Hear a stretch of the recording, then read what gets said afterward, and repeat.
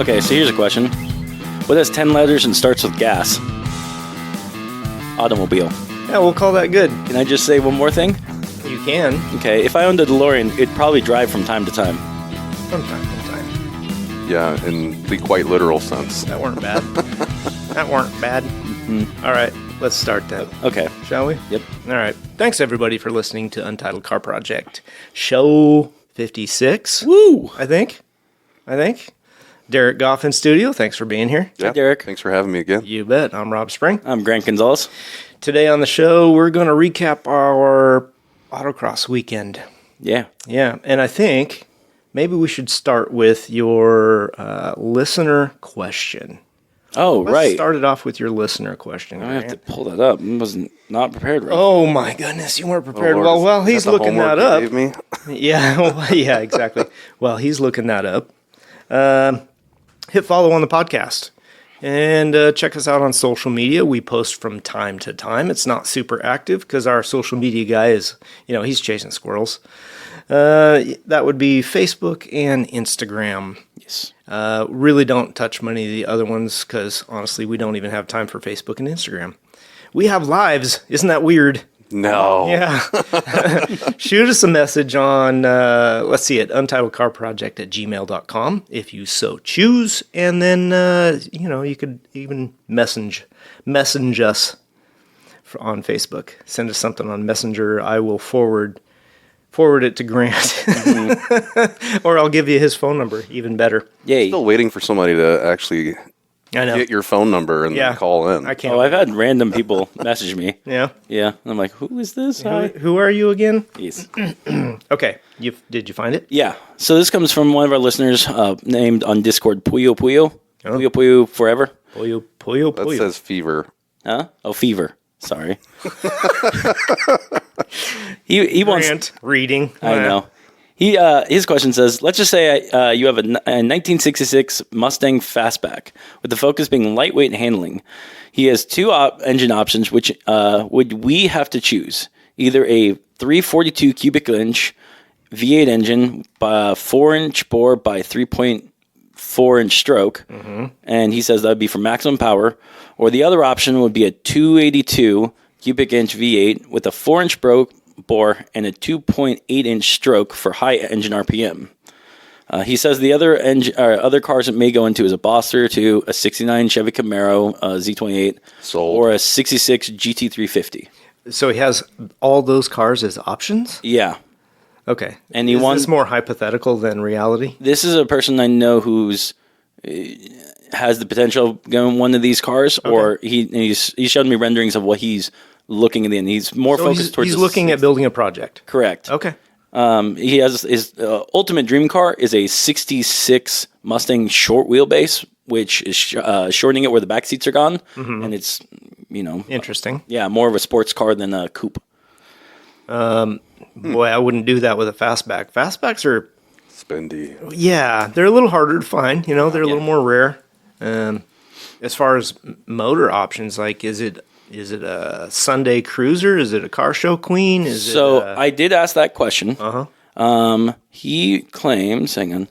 You can drive any day, anytime, anywhere. Not exactly a daily, but can be enjoyed anytime. I hate cars that the conditions have to be right in order to drive it. But it is going to be street only. It can be tuned for a track day. Okay, so this is all based on opinion here. Absolutely. Obviously, do whatever you want with the car. We're here for it. I might go with the torquier of the two motors instead of the high rev. Okay. For a street car, because you're likely going to do a little light to light action. You're going to have that drag race, ability with the 342. You're going to have a little more low end torque, and I think that would be more fun on the street. Yeah, I was kind of thinking the same thing. I mean, the high revving motor would be a lot of fun on the track. Track day car. Yep. But how often are you putting it on the track versus driving it on the street? Yeah. I'd rather be able to just light off a burnout, or have a little street fun. Yeah, and there's street light to street light. Yeah. And not have to be revving 6,000 RPM around a corner. I think he said 72,000 was the high. 7,200. Yeah. Well, that would be your red line anyway, but yeah.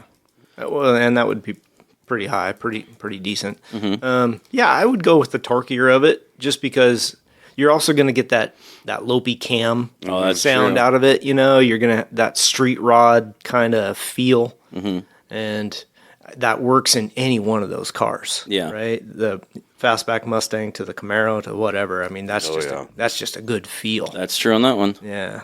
That would be my opinion. I think I'm the odd man out. I would go with the high revving one. And why?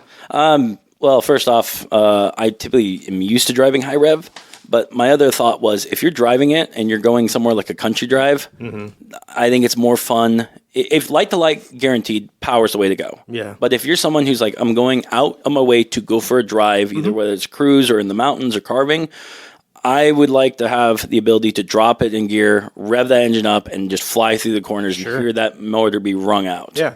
Yeah. And so those are two.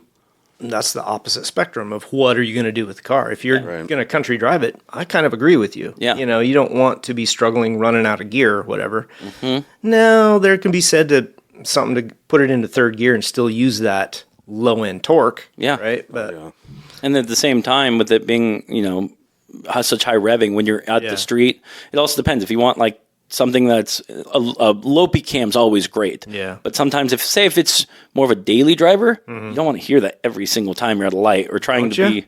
Well, I think I do. yeah, don't you? I kind of think do. I'd rather hear that than a screamer. True. All day. But if have a high, say you're at 1,000 RPMs at idle, it's going to be something a little bit more quiet, more manageable, or livable. Yeah. So I think that depends on what exhaust you stick on it. That's true. Too. Yeah. What out of those car options, what do you guys think that either one of those engines would be best in? Name them again, please. So it was it's a Z28 Camaro, 69. 69? Hands down. Yeah. It was a 1966 GT350. Okay. And the other option was, hang on. Well, you said something about a fastback. Well, yeah. It was the fastback. 66 fastback. Sorry. In the 1970 Boss 302.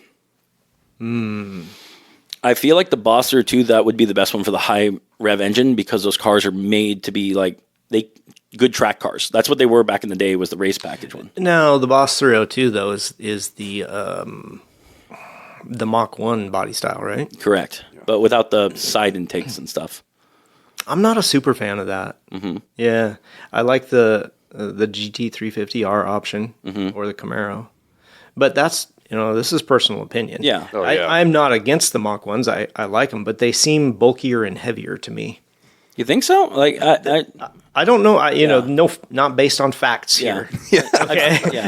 I feel like 20 feet away looking at it. Yeah. That's the impression you get, right? Yeah. I feel like on the track, the Camaro and the 302 is probably pound for pound, suspension, they're about equal. Probably true. The Shelby's the only one I'm not sure. Now, it's made by Shelby and, racing company back then and stuff, but I feel like even though there's a 6-year gap, 5-year gap between the two, or 4, that was at the beginning of the engineering of the Mustang, where it wasn't at its peak performance. So I think handling-wise would probably not be the best one. If engine option going into, say, the Shelby, I would say the more torquier motors in there probably be able to handle the power. And because if you're in the corners with a high-revving engine really screaming it out, it's going to be sketchy. Yeah.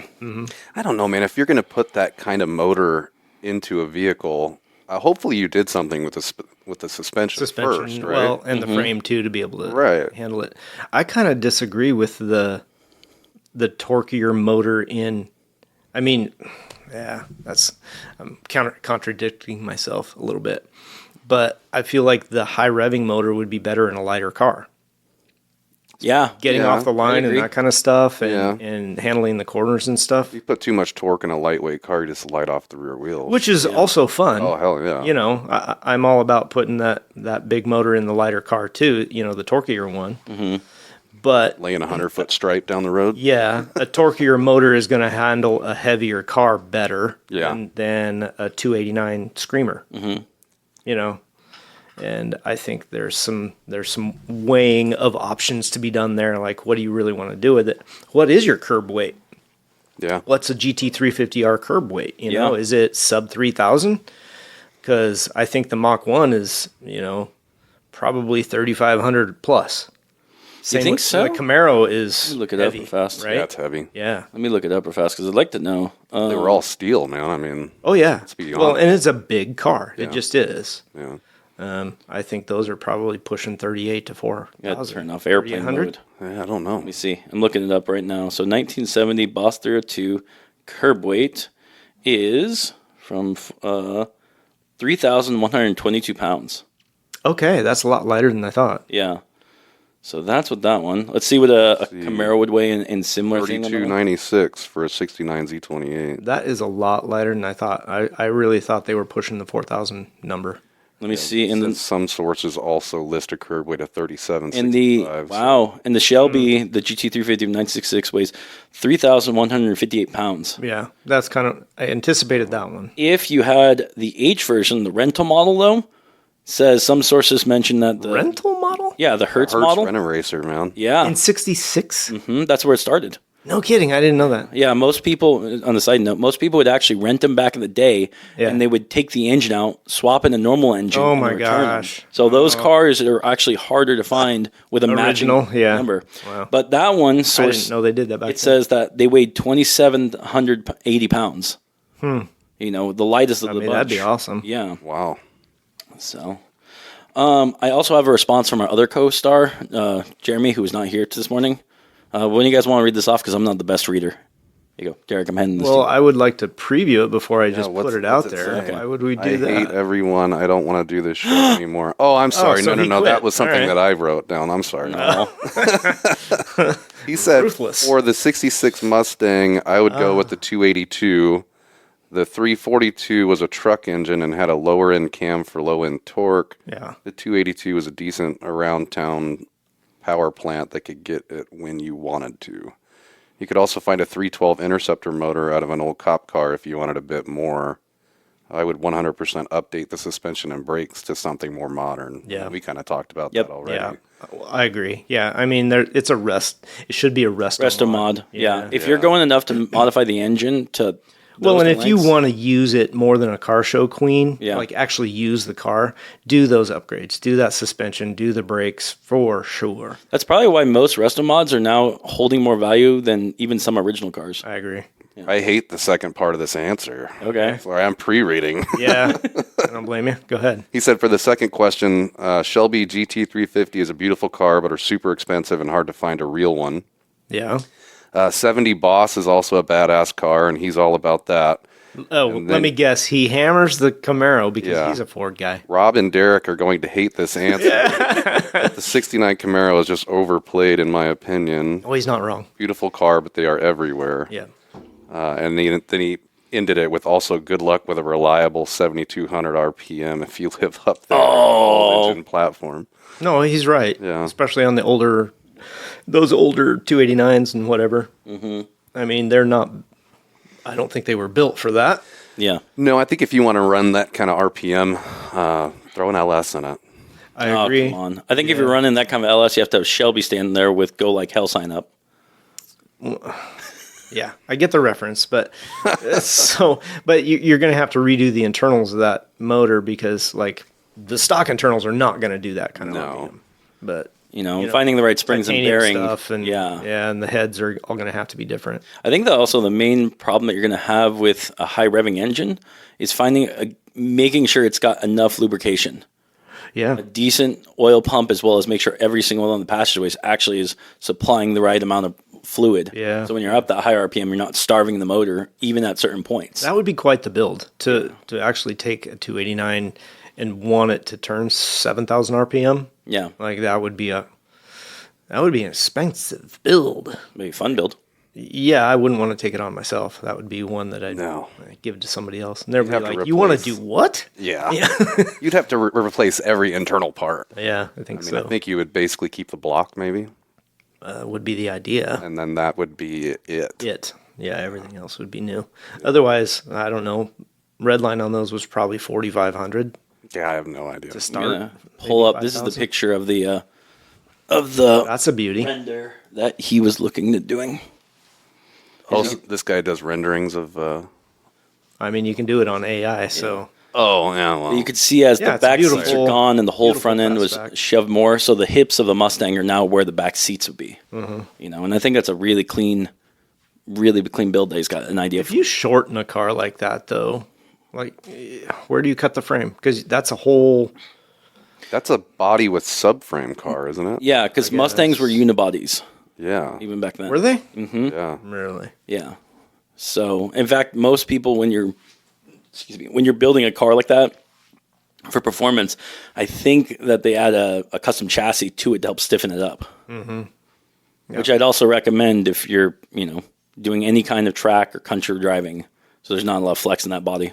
You could put those old school More tracks. 70s slapper bars on it. Oh yeah. I mean, Those are cool. that'd give you something anyway. It may not be ideal, but it'd be better than not reinforcing the frame somehow. Huh. Well, that's those are some thoughts and ideas on what to do with that car. Yeah. They make all those subframe connectors, front subframe connectors and stuff too, where you can stiffen up that connection point. Yeah, I'm not sure. I am not familiar enough with the Mustangs of that era to know what's under there. I'm just assuming it's basically a pony car. And they have all that stuff for the Camaro. I would imagine they'd have it. Oh, I'm sure they do. Mustangs, I mean. But Yeah, I'm not Again. super familiar. Yeah. But Okay. I'm looking forward to see what Puyo's build's going to ultimately be. yeah, I would like to keep up on that, Give us some updates, what you decide to go with. Email us at untitledcarproject@gmail.com. There you go. Progress on it and that kind of stuff. Just message Grant on Messenger. Yes. Or Discord. Discord. Do you even look at that? Yeah. Okay. Well, I think that's where he said the question came from. Exactly. Oh, did it? Mm-hmm. Our Discord? No, that was a different Discord. Somebody else's. different Discord, but we do have people message us on Discord about our show like a lot of time, and I try to get back to us as much as possible. Oh, good for you. I don't even look at it. Somebody's got to. I Doing the squirrel thing. Yeah, good job. I just can't remember where you buried those nuts. No. Valid. That's valid. Okay, so let's move on to Saturday of last. Okay. Autocross. Yeah.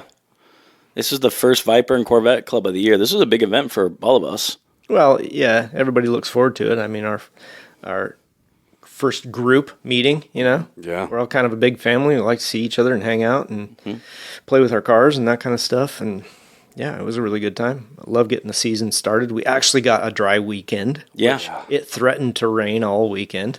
We had a slight rain delay on Saturday for 30 minutes. I have theories Wasn't about bad. that, but we'll talk about that later. Sure. Yeah, again, super fun to get the season kicked off again. Yeah. Grant, Hi. you probably had the most Unexpected. Eventful. eventful weekend. Eventful, yeah. Both on the good and bad side. eventful half a day anyway. Yeah, on the good and the bad side. So let's start with we've talked about it a little bit, what you've done to the car in the past. We don't need to rehash all We of didn't go that. through a rehash, but the major things that we did over this winter for Liger for upgrades was going and swapping the diff to a 410 gearing, as well as putting a torsion differential in there. The reason of going that was helping with performance, getting better cornering out, as well as even though the 410 is a very tall gear, because Liger runs a TR6060 transmission, that gearing brings it down to about what stock was, and brings back all my acceleration. Right.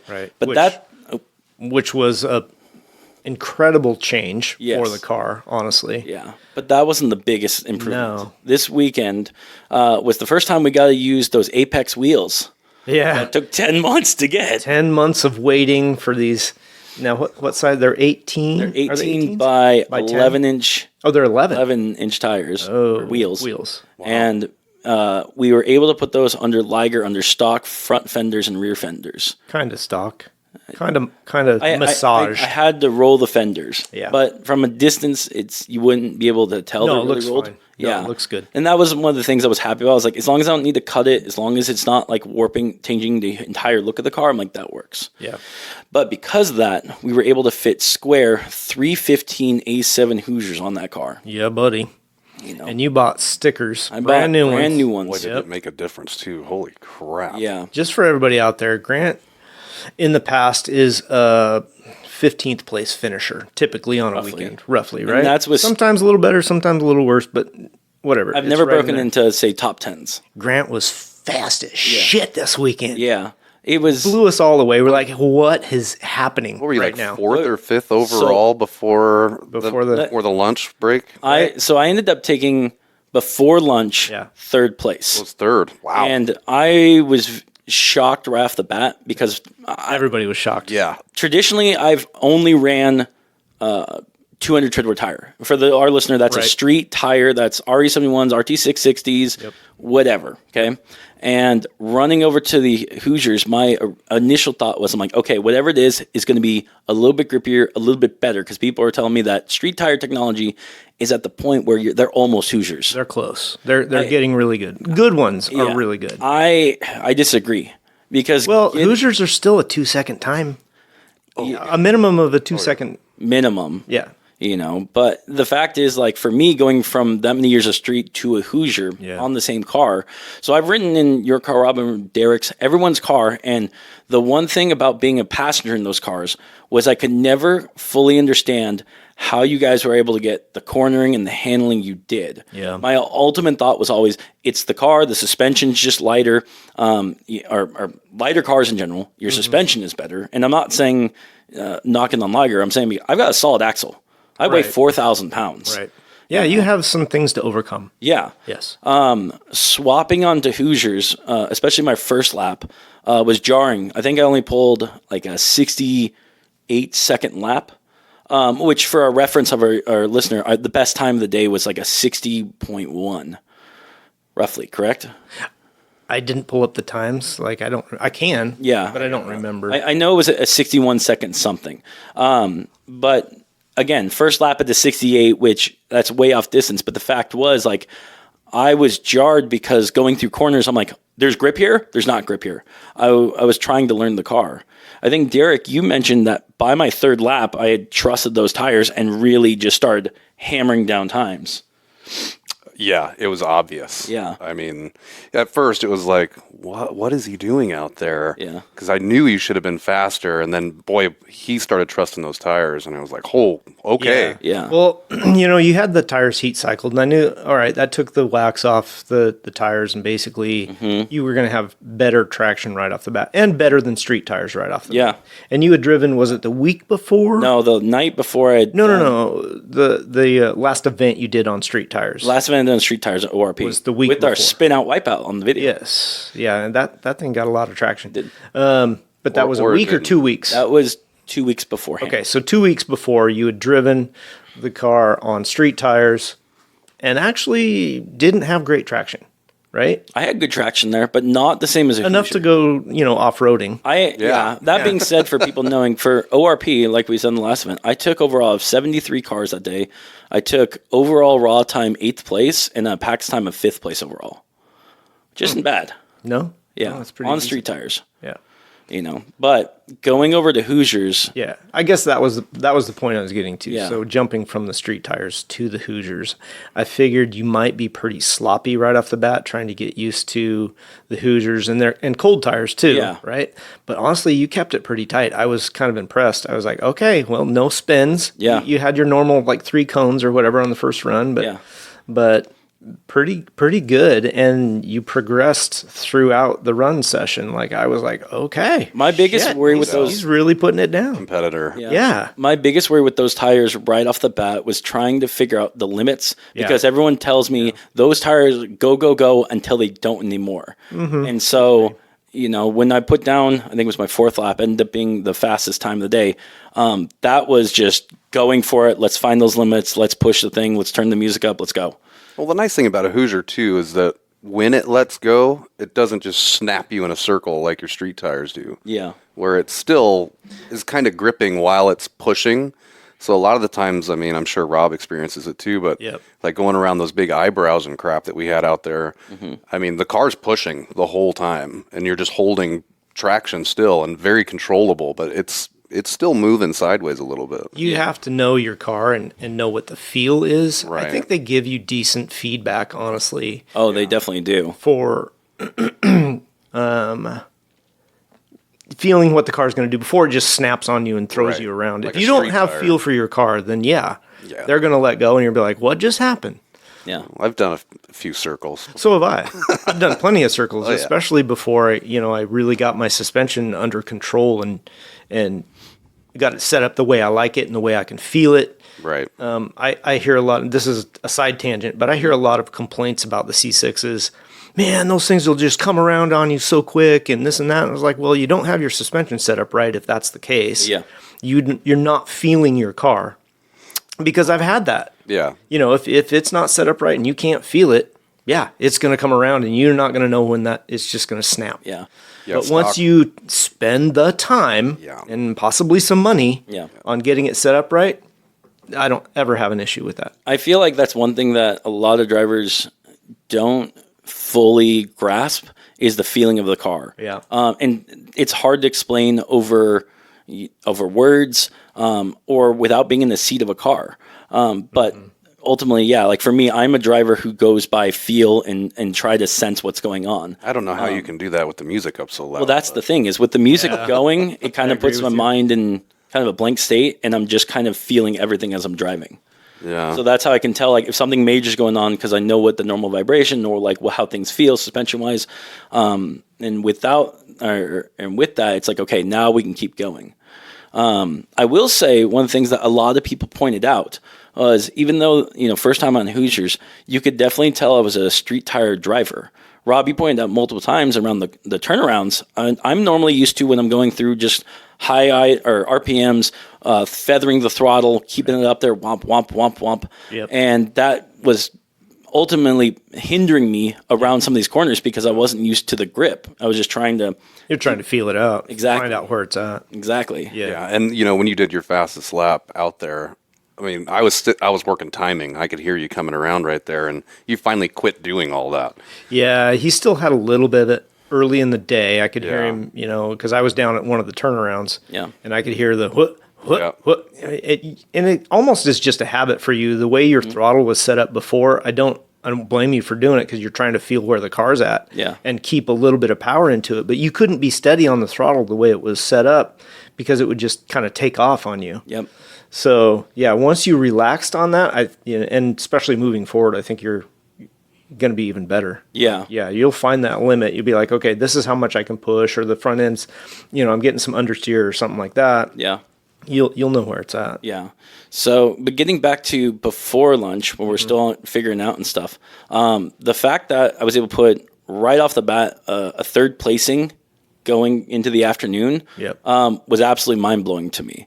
Like as a driver, as someone who's used to 15th place-ish in the teens, I was expecting these Hoosiers were going to push me up a couple places, not shoot me at the top. Yeah. Well, when our top 10 are within like a half a second from each other, you pick up 2.5 seconds with those tires, it's gonna launch you a long way. Yeah. I mean, you ended up 9th overall. Yeah. 9th on the day. Yeah. And you didn't get to finish. And I didn't even finish, Right. which we'll get to in a hot second. Exactly. I will say, though, it was interesting coming lunch because everyone was excited about that. Like, and that was feeling good. It was actually a big topic. Everybody's like, what is going on with Grant? Yeah. Like, all of a sudden, he's, like, in the top 5. Second and a half off number 1. Yeah. I mean, it was like, holy shit. And he didn't get to run all 10 runs either. And to give to our listener an idea of what we were going against, first place was a Z06 Corvette with 345 brand new Hoosiers.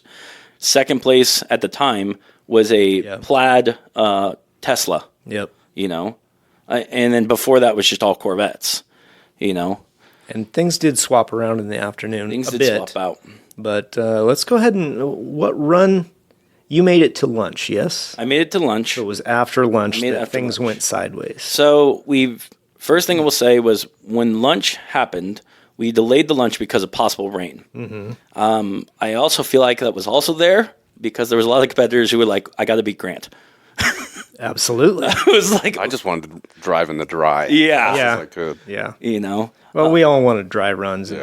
So it rained for 15, 20 minutes during lunch. We delayed an extra 30 minutes just to give the track a minute to dry out because the forecast said it was going to dry up. Yeah. And it did. Everything great. Yeah.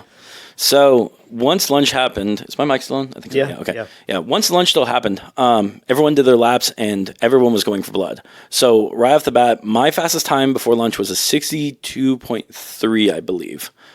Correct? No. What was fast time? Your fastest was a 62.698. Okay.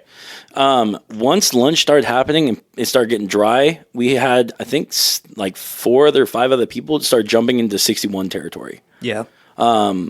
Which really I was like, oh, wow. Yeah. Then coming for me for the second group, getting out there, getting ready to run, right off the bat, it was tough because that's one thing was getting hard was getting in my head. I was like, I got to beat my time. And that was, I think, ultimately hindering me because I was getting more sloppy runs and stuff like that. Yeah. It wasn't until my fourth run where I got into a good mindset. I put on some music that fit just right. I'm like, okay, let's get back into this. And going through the lap, halfway through, I'm like, this is my fastest run. I have not been this fast ever before, and we're going for it. And did that get in your head? No, that was the feeling, not mindset. Okay. I was like, gotcha. Like eyes are big as dinner plates because we're just looking at it, trying to figure out where your car is going. Yeah. Coming right up into the eyebrows, going from second to third, immediately just grenade shot goes off. Yes, it did. And it goes bam, all ticka, all over the track and whatnot.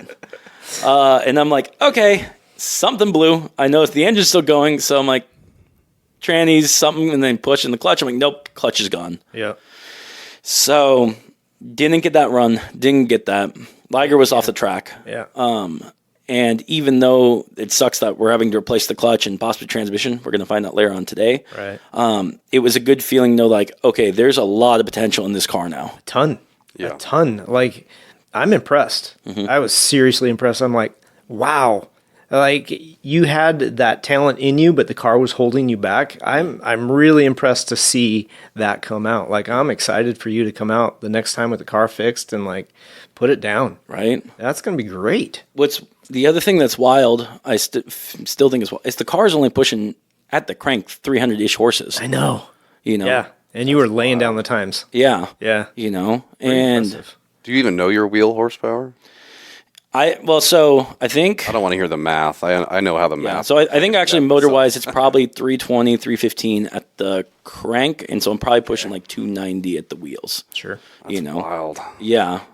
And so, a lot of time it's just because she's so heavy, and I got to keep just the speed up. You're right. Yeah, you've got a momentum drive a little bit, but the changes that you've done, including, diff. the diff and the tires... Yeah. And your handling, that's something I definitely noticed first run group when I'm watching your car. Mm-hmm. It didn't have the lean that it did before. Yeah.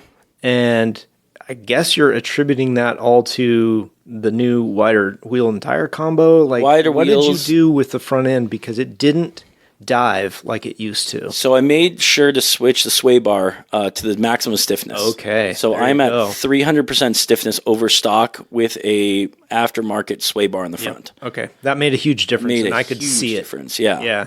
So now you're actually able to dive into corners and take the eyebrows at speed, without the car just pushing. Correct. And it made a huge, that was massive. Yeah. Honestly. The other big thing that was done suspension-wise was this is the first time we've ever ran extreme negative camber at 3 degrees. That's right. You did change that. Which the car looks stanced and it looks like almost drift car. It's race car. Is it race car? Okay. Yeah. But the fact was I was worried I was going to start eating tires, but after marking them down, I'm literally getting the entire use of those 315s now. Yep. Well, you got to think you're really cranking on the wheel doing what we do, right? So with that negative camber, you're actually flattening out your contact patch. Yep.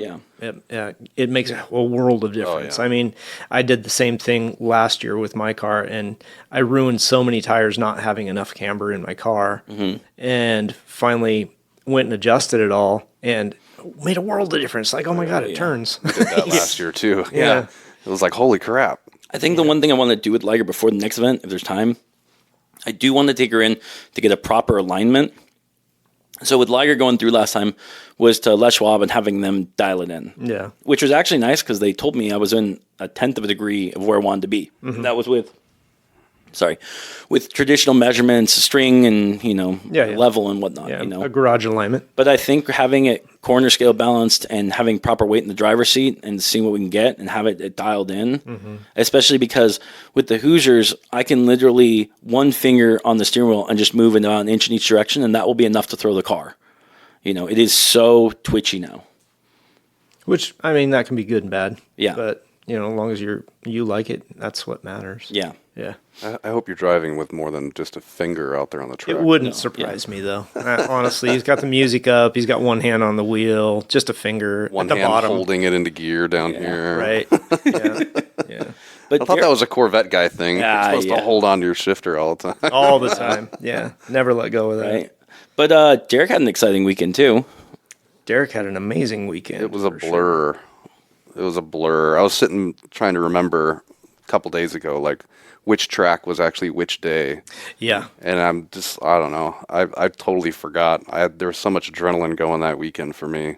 Can we start before the race? Like, what did you guys do over the winter to get the car set up? And also, can you remind our listeners what you drive? Yes, we've got a C5 fixed roof coupe Corvette. Red. It is red. Yes. Beautiful. Torch red. I have 3 torch red vehicles. Mm-hmm. Anyway. A little collection going on. I do. Actually, and then the 78 that we just added to the fleet is also red. It's just not torch red. But anyway. So yeah, this winter, last year we obviously had a torque tube issue. I know we discussed that at some point. I don't know what kind of details we got into that the last time I was here, but and then we were losing second gear in the transmission. So we had to pull the torque tube, get new, couplers, realized how much of a rat's nest was in there and that I probably should not have pushed through that last event without fixing it. Yep. But we knew we were going to be pulling the transmission out in the winter anyway, and getting that Corvette apart's a pain in the ass. So it's like, we'll just hope for no catastrophic failure. We'll ride it the way it is, and then we'll pull it all out at once. Yeah. So we got an M12 Z06 transmission. So we put the Z06 motor in it, 5 years ago maybe. Mm-hmm. So now we've got the Z06 transmission, and then while we were there, no, I'm sorry. So we had that already, and then we were rebuilding that. We found another torque tube, a Z06 torque tube up in Blaine. Okay. Holy crap, drove all the way to Canada, basically. Yeah. That's where I got the Jurassic Park machines. Oh, anyway. Had to bring it up. And then while we were there shooting the shit, he had a Z06 rear end sitting there as well. Oh. So, of course, Pop's talking to him about it, and we was kind of playing good cop, bad cop a little bit. I was like, Pop, quit spending all my money. Leave that thing alone over there. And the guy that we were at his house, he had a friend show up, and I started shooting the shit with him. So meanwhile, Pop's over there trying to make a deal on the side, being like, be quiet.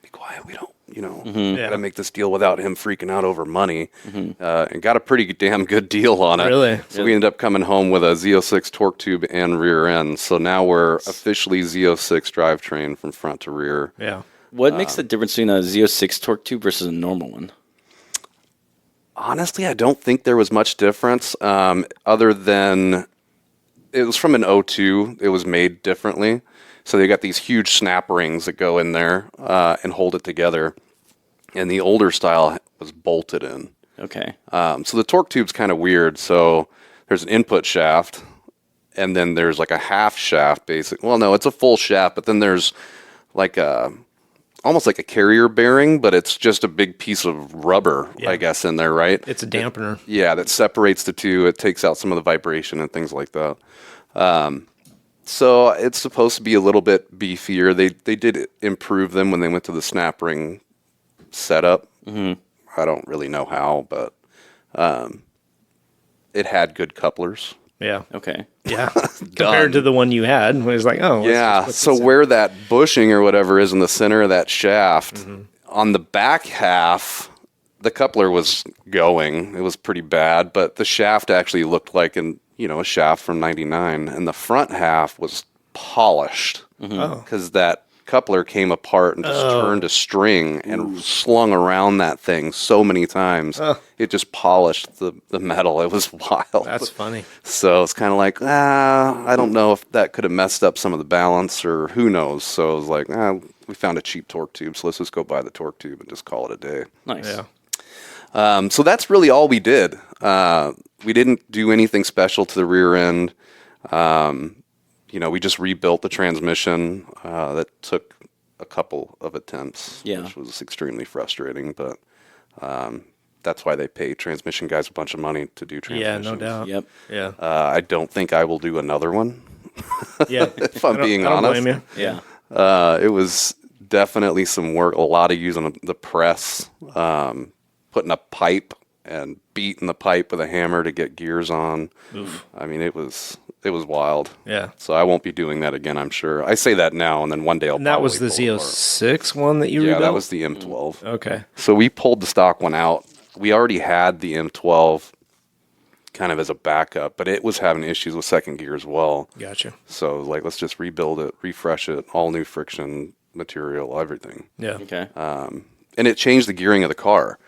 So it's got shorter first and second gears than the base model. So it definitely changed, how quickly we were getting up to speed and how quick we got out of the hole. Yeah. That was something that we had struggled with for years, is that, if you're in second gear and you're going around a turnaround and you're got dumping downshift. RPM, well, then we couldn't really shift back into second very well, so we'd just leave it. Okay. So before the car was even all the way around the turnaround and going straight, I would just mat it to the floor. Yeah. Because I knew it was going to Take a minute to spool up. So it's like, let's just get it spooling now Yep. instead of wasting time later. And boy, I tried that on the first run on Saturday. I was like, wow, okay, we got a little loose there. I can't do that anymore. It actually goes. Yeah. So that made a huge difference, and something we've been looking for a long time is just how do we get out of the hole faster without having to downshift into first. Yeah. But I will definitely be shifting into third more often with that gearing. So Yeah. Yeah. Well, I was going to ask you, is there a difference between your base of the C5 and the Z06 rear end? Like, what's the gear ratio? it's the same. It is the Okay. same. It is the same. Do you know what they are? I don't remember. I want to say 323s maybe. I could be I'll Google it wrong. real quick. I don't Yeah, I don't know. remember. I know they're different than the C6. Yeah. What and year again am I looking up? It's a 02. 02. Well, the 02 is the rear end that we got Right. versus the 99 base. But it's got a beefier housing. Yeah. So that's kind of the big thing. And then also we looked at the gears because it was all torn apart, from where the transmission bolts into it, and they were perfect. Yeah. There was just, Nice. there's no wear at all. Mm-hmm. And we've been racing that car with the other rear end in it for 15 years. So stock ratio gearing on that car is a 3.42. It is a 342. Yeah. Okay. Well, that's what the C6 uses also. Is it? Yeah. Okay. So your transmission ratio is quite different. Yes. Yeah. It made a big difference. Yeah. I mean, I didn't know how much we would notice. You do these upgrades and you're like, okay, I noticed something, but, dollar for dollar, what did you really get out of it? And this was a great upgrade. Mm-hmm. And it shifts like butter now, which I've never had that. I mean, I'm losing at least a quarter second every run, just revving up in first gear as high as you can and then going, Yeah. okay, I'm into gear. It's like there went quarter second, half a second that I wasn't under power, right? So now it just shifts. Boom. Was your guys' fluid the same, or did you swap into any different kind of tranny fluid? We've been using Royal Purple Okay. for Synchromax. forever. Yeah. Yep. So we're using the same stuff that we had before. Okay. Yeah. Nice. So I also know, we were talking about this last night, there was also one other major upgrade that you ran this year, and I think it was the first time we ran it, which was the stickers. No, we had stickers last year. You had stickers, okay. Yeah, we had to bite the bullet and start buying new tires Let me last explain. year. When they say stickers, they're meaning brand new tires. Brand new Hoosiers. Yeah. Hoosier sticker Yeah. Hoosiers. I didn't get the 5 horsepower sticker package on my window or anything. Okay, I mean, yeah. I don't do that. So then, as someone who's ran runoffs, which is tires that are used tires for Hoosiers, Derek, what was your thoughts then as a driver going from older tires or used tires to brand new tires, especially now that you got the car set up? There wasn't many runs on that still, because you ran them. How many runs did you run last year on them, you think? All year. Okay. Also, still new. We get one set of tires a year. Okay. And we'll keep the best one that's left over from the year before as a spare. So we were running scrub offs all year. And by the last event, we're corded. Hoping they stay together, and you're greasy and slippery. And and your times suffer for it. yeah. And to be honest, even with the stickers last year, by the last event, it's the same thing. They're only made for so many heat cycles, but the step from street tires to scrub off Hoosiers, I mean, I didn't think it could get any better. Mm-hmm. And then you put on a set of stickers, and that first day, it's night and day. Yeah, once you get the wax, the mold, they call it, or whatever, scrubbed off, it can be a little bit slippery if you didn't have them heat cycled like Grant did. Right. But, they're great. Oh, yeah. But you're going to be back to what your, scrubs next weekend. By next weekend, yeah, exactly. Yeah. So, but the last event of the season, we had a little bit better tires than we, had at the end of the season on the scrub offs, but it does fall off. But yeah, and that's kind of the tricky part too, is that we only race at these 6 events a year. Mm-hmm. We're not traveling around doing a bunch of other stuff because it's my young daughter and everything, and so we sit all winter, and then you're like, okay, I don't even remember how to drive this car. The first time I get in the car, pull it out of the damn trailer is pretty much at that event. Mm-hmm. So you're on brand new, fresh Hoosiers, and you're trying to remember how the hell to drive the car. Yeah. You finally figure it out, and then the next time you go, the tires aren't the same anymore, and it's like, oh shit, I got to figure it out again. Pretty much. Yeah. And you got to kind of transition from like really sticky to a little looser. You got to play the game a little different with your throttle foot. Mm-hmm. But yeah, I mean, Hoosiers are Hoosiers, man. I love them. Yeah. It makes a world of difference. It'll still be like if we get some heat next weekend, they'll still be great. Oh yeah, they'll still be great. Oh, yeah. That makes a huge difference. How temperature of the weekend and that kind of stuff. You actually probably didn't put that much wear on them this last weekend because it was so cold. Mm-hmm. Yeah, we were able to drop pressures quite a bit more though. Yeah. So what do you run for pressures? So in the past, we would run in 29 in the rear and 30 in the front. Okay. And after last year doing the new camber setup and everything, we're actually running 27 in the rear and 28 in the front. It's actually made enough difference on the contact patch that because we're running right around about 3 in the front and like 2.5 in the back, something like that. I don't remember the exact numbers, and Pop would be furious if I actually gave anybody those specs. Cause anyway, we're all running about the same. Yeah, pretty much. You're at the max setting on your camber plate, right? You're like, how do I get this out there further? Yeah. So that made a big difference in the rollover of the tire, right? Especially up front. Yep. So we were able to drop the pressures a little bit and not roll onto the sidewall. Yeah. Mm-hmm. Yeah. I'm running a little higher. I'm 32, 33. We're using a weird gauge that we've been using for 15 years too, and every time we put somebody else's gauge on it, it's vastly different. So if we ever makes you wonder, if we ever break that gauge, we're gonna have to figure it out all over again. Yeah. It stays in the car. We don't use it for anything else. Same. Exactly. Everyone's got their own special gauge that stays with the car. Well, you kind of have to because you just know what works with that gauge. Mm-hmm. Right. And you could be 2 pounds off compared to what's an accurate gauge. Yeah, maybe I'm running 30, 32 and I don't even know it, right? Exactly. Mm-hmm. Yeah. So. I know that my pump and my gauge are really close. So I'm pretty happy with that. I was Mine's like, okay, not. it's got to be right there. You're just putting air in it, and then I'll adjust it later. I just set it to 35 and hit the button and wait till it quits, and then when it's time to start running, I just start dumping air. Right. Right. So Well, I guess I run the highest tire pressure of everyone. I run 34, 32, and I was very surprised. I was able to get them right on that mark. Rollover mark. Rollover mark like that you were saying. right around there, yeah. I was very surprised I was able to get that right off the bat. Yeah. Normal pressures I run with street tires is 36, 34. So I was very happy of that. That's even pretty high for streets. Yeah. I mean, like. we ran. I ran 29 and 28, and there was still the little knobbies on the side of the tire before I got to the wear mark that you want. So I was like, shit, dump it down. We went down another pound, and it was right on the money. I will say every car and every tire is different on the setup. I was talking to a competitor not a competitor, a friend at ORP, and he was telling me he was running the new RT660 Pluses, and the tire pressure on his S2000 he had to run was like 45 on all tires. Jesus. Yeah. I don't even that. He was doing that because while chalking them, you could see the sidewalls running and rubbing. He's like, if I don't get them that high, they're going to start rubbing over. Interesting. Yeah. Wow. That's really high. Yeah. Huh. He was even surprised on that one. Yeah. Yeah. So, Derek, I got to his gauge is way off. Yeah, right. So, Derek, I got to ask. So, the other big thing was this weekend, we have a champion in the room. Yeah.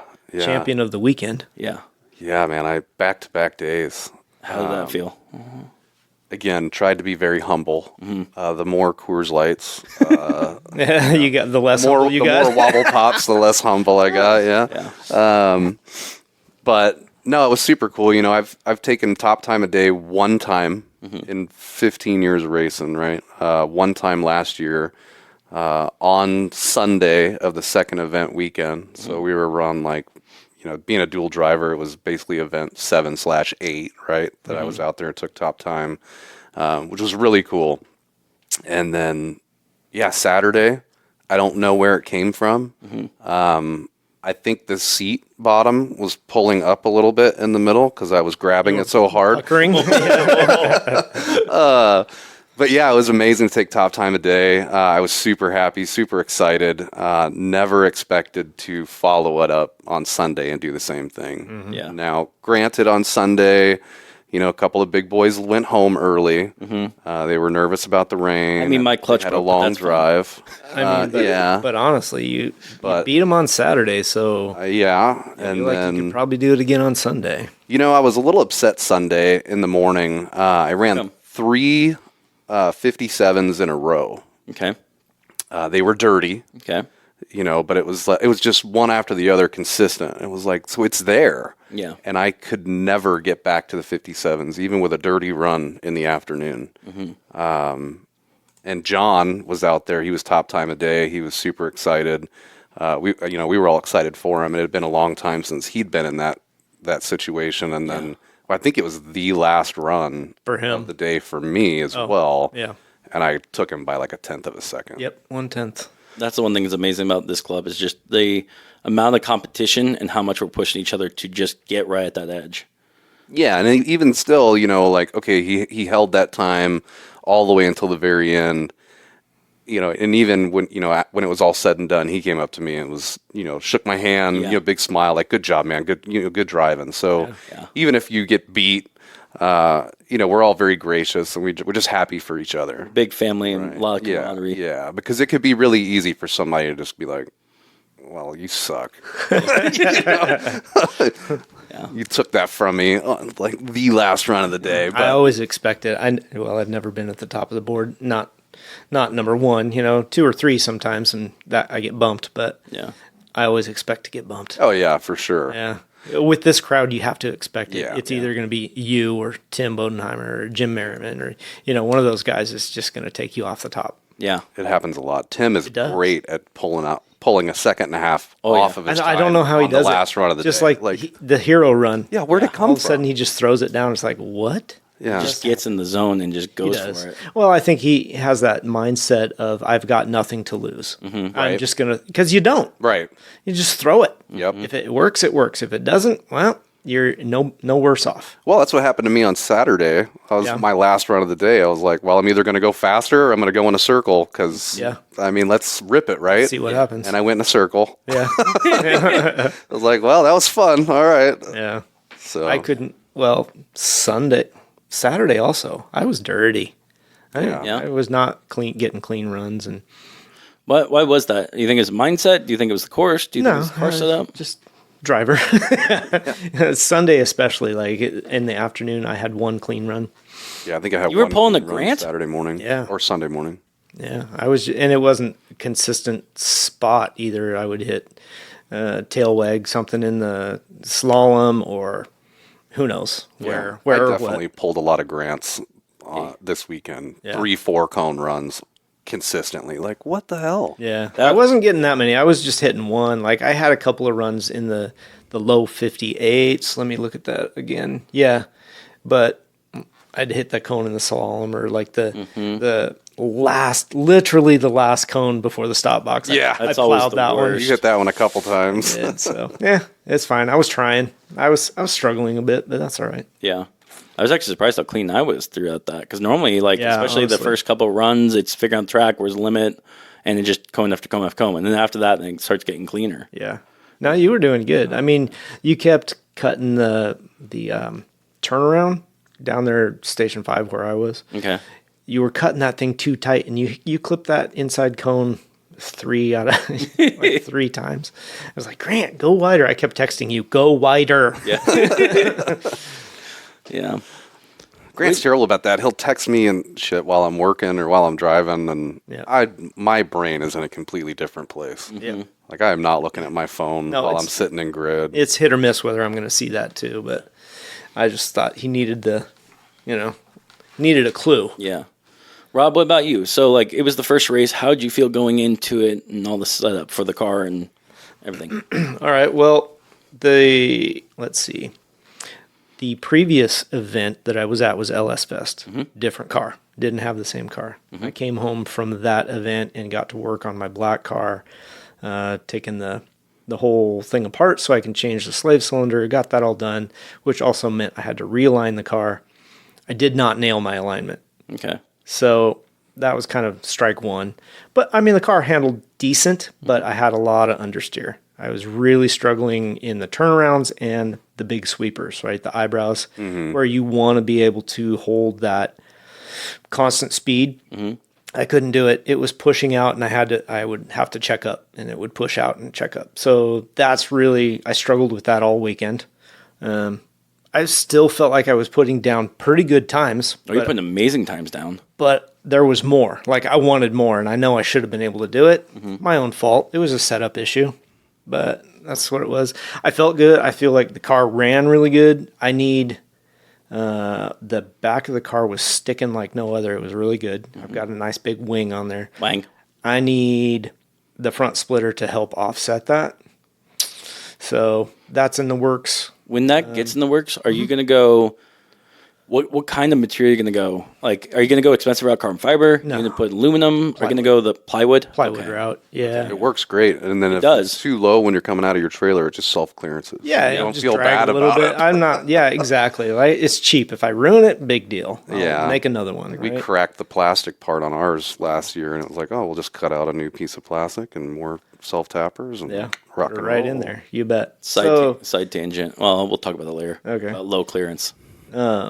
Yeah, so I'm just gonna do the plywood route. Nice. And I did a little research on that, and I was like, okay, at 80 miles an hour, which we hit sometimes, but not in the corners on our autocross tracks, right? 80 miles an hour, the splitter adds 300 pounds of downforce to the front of the car. Oh, wow. It's like, okay, that's a lot of turn in, right? Yeah. So even if, and I know the ratio is not the same, but even if you cut that in half, your average corner speed is 40 miles an hour on autocross course. If I've got an extra 150 pounds of downforce to help me turn, that's massive. That's huge. That's massive. It's like me sitting on the front of your car. Exactly. So I actually need that because I've got the wing pushing down the back, which, there's some balance issues there. So I really need to do that. I would say it's not just the turnaround, but especially how the Viper and Corvette Club sets a lot of their courses down. It's a lot of, we carry the speed, but we carry them through either a slalom or we carry them through eyebrows, where it's, you're turning slightly, moving back and forth, but we're carrying speeds of 80, 90 miles an hour sometimes. Our average speeds are not really that high, but even in our eyebrows, we're trying to carry a good 50 miles an hour. Yes, and more if we can, right? And that's where I was really losing it. Those eyebrows, I just pushing that front end. But if I had that little bit of extra downforce, I probably could have turned in better. So I need to work on that. I need to work on my alignment.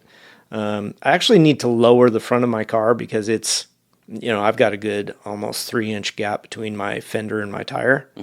Most cars out there, especially in the Corvette realm, they've already lowered them. I can get my fingers in like that underneath. Yeah, I can get my That's about it. whole fist probably in there. I've got a lot of room. The back end, not so much. It's lower. The car sits level, right? But I need to bring that front end down. I've also just got some shallower, I guess is a good term, motor mounts on the way. So I'm going to lower the motor a little bit. Nice. That'll be cool. Yeah. Thanks to AMT Motorsports. Thank you, Mark, for sending those to me. Do you also have to Not a lower sponsor. the what's it called, transaxle as well a little bit to keep up with that? I just put the rigid transaxle mounts, Okay. also from AMT Motorsports. Okay. I just put those in there Nice. because I had the whole thing out, so I was like, now's the time to do it. Yeah. Yeah. So Is that double barrel mount? no, I'm not sure that's what it's called. That's what we have. It's also from AMT, right? Yeah, it's the same one. Or yours mount's a little bit different though. Yeah, that's true. Yeah. So anyway, I got that done. I got I put the new camber adjusters in it while I was there. I've got a whole bunch of new stuff under there. I just need to fine tune it now. Mm-hmm. So hopefully by next event, I'm going to have some new goodies on the car, and hopefully it's all ready to go. And there went top time a day for me. I've never gotten top time. Never, ever. I'm waiting for that to happen. Everybody's going to show up with something. Do you know what Antonio told me he's going to do when I get top time, if I get top time ever? He is from this event forward now. He's told me he is going to always bring a Burger King crown. Oh, he's like, I love day it. you get first top time, That's he's hilarious. like, you will wear that for the rest of the day. You will too. You would, yeah. No, that's awesome. Yeah. And honestly, from what I saw, you're a threat for it now. Yeah, for sure. That's legit. Mm-hmm. I mean, the first time on Hoosiers, didn't even finish the event, and you were at top 10. Top time at launch or whatever. I took second place overall with adjusted handicap. Yeah, it's insanity. Which is insane.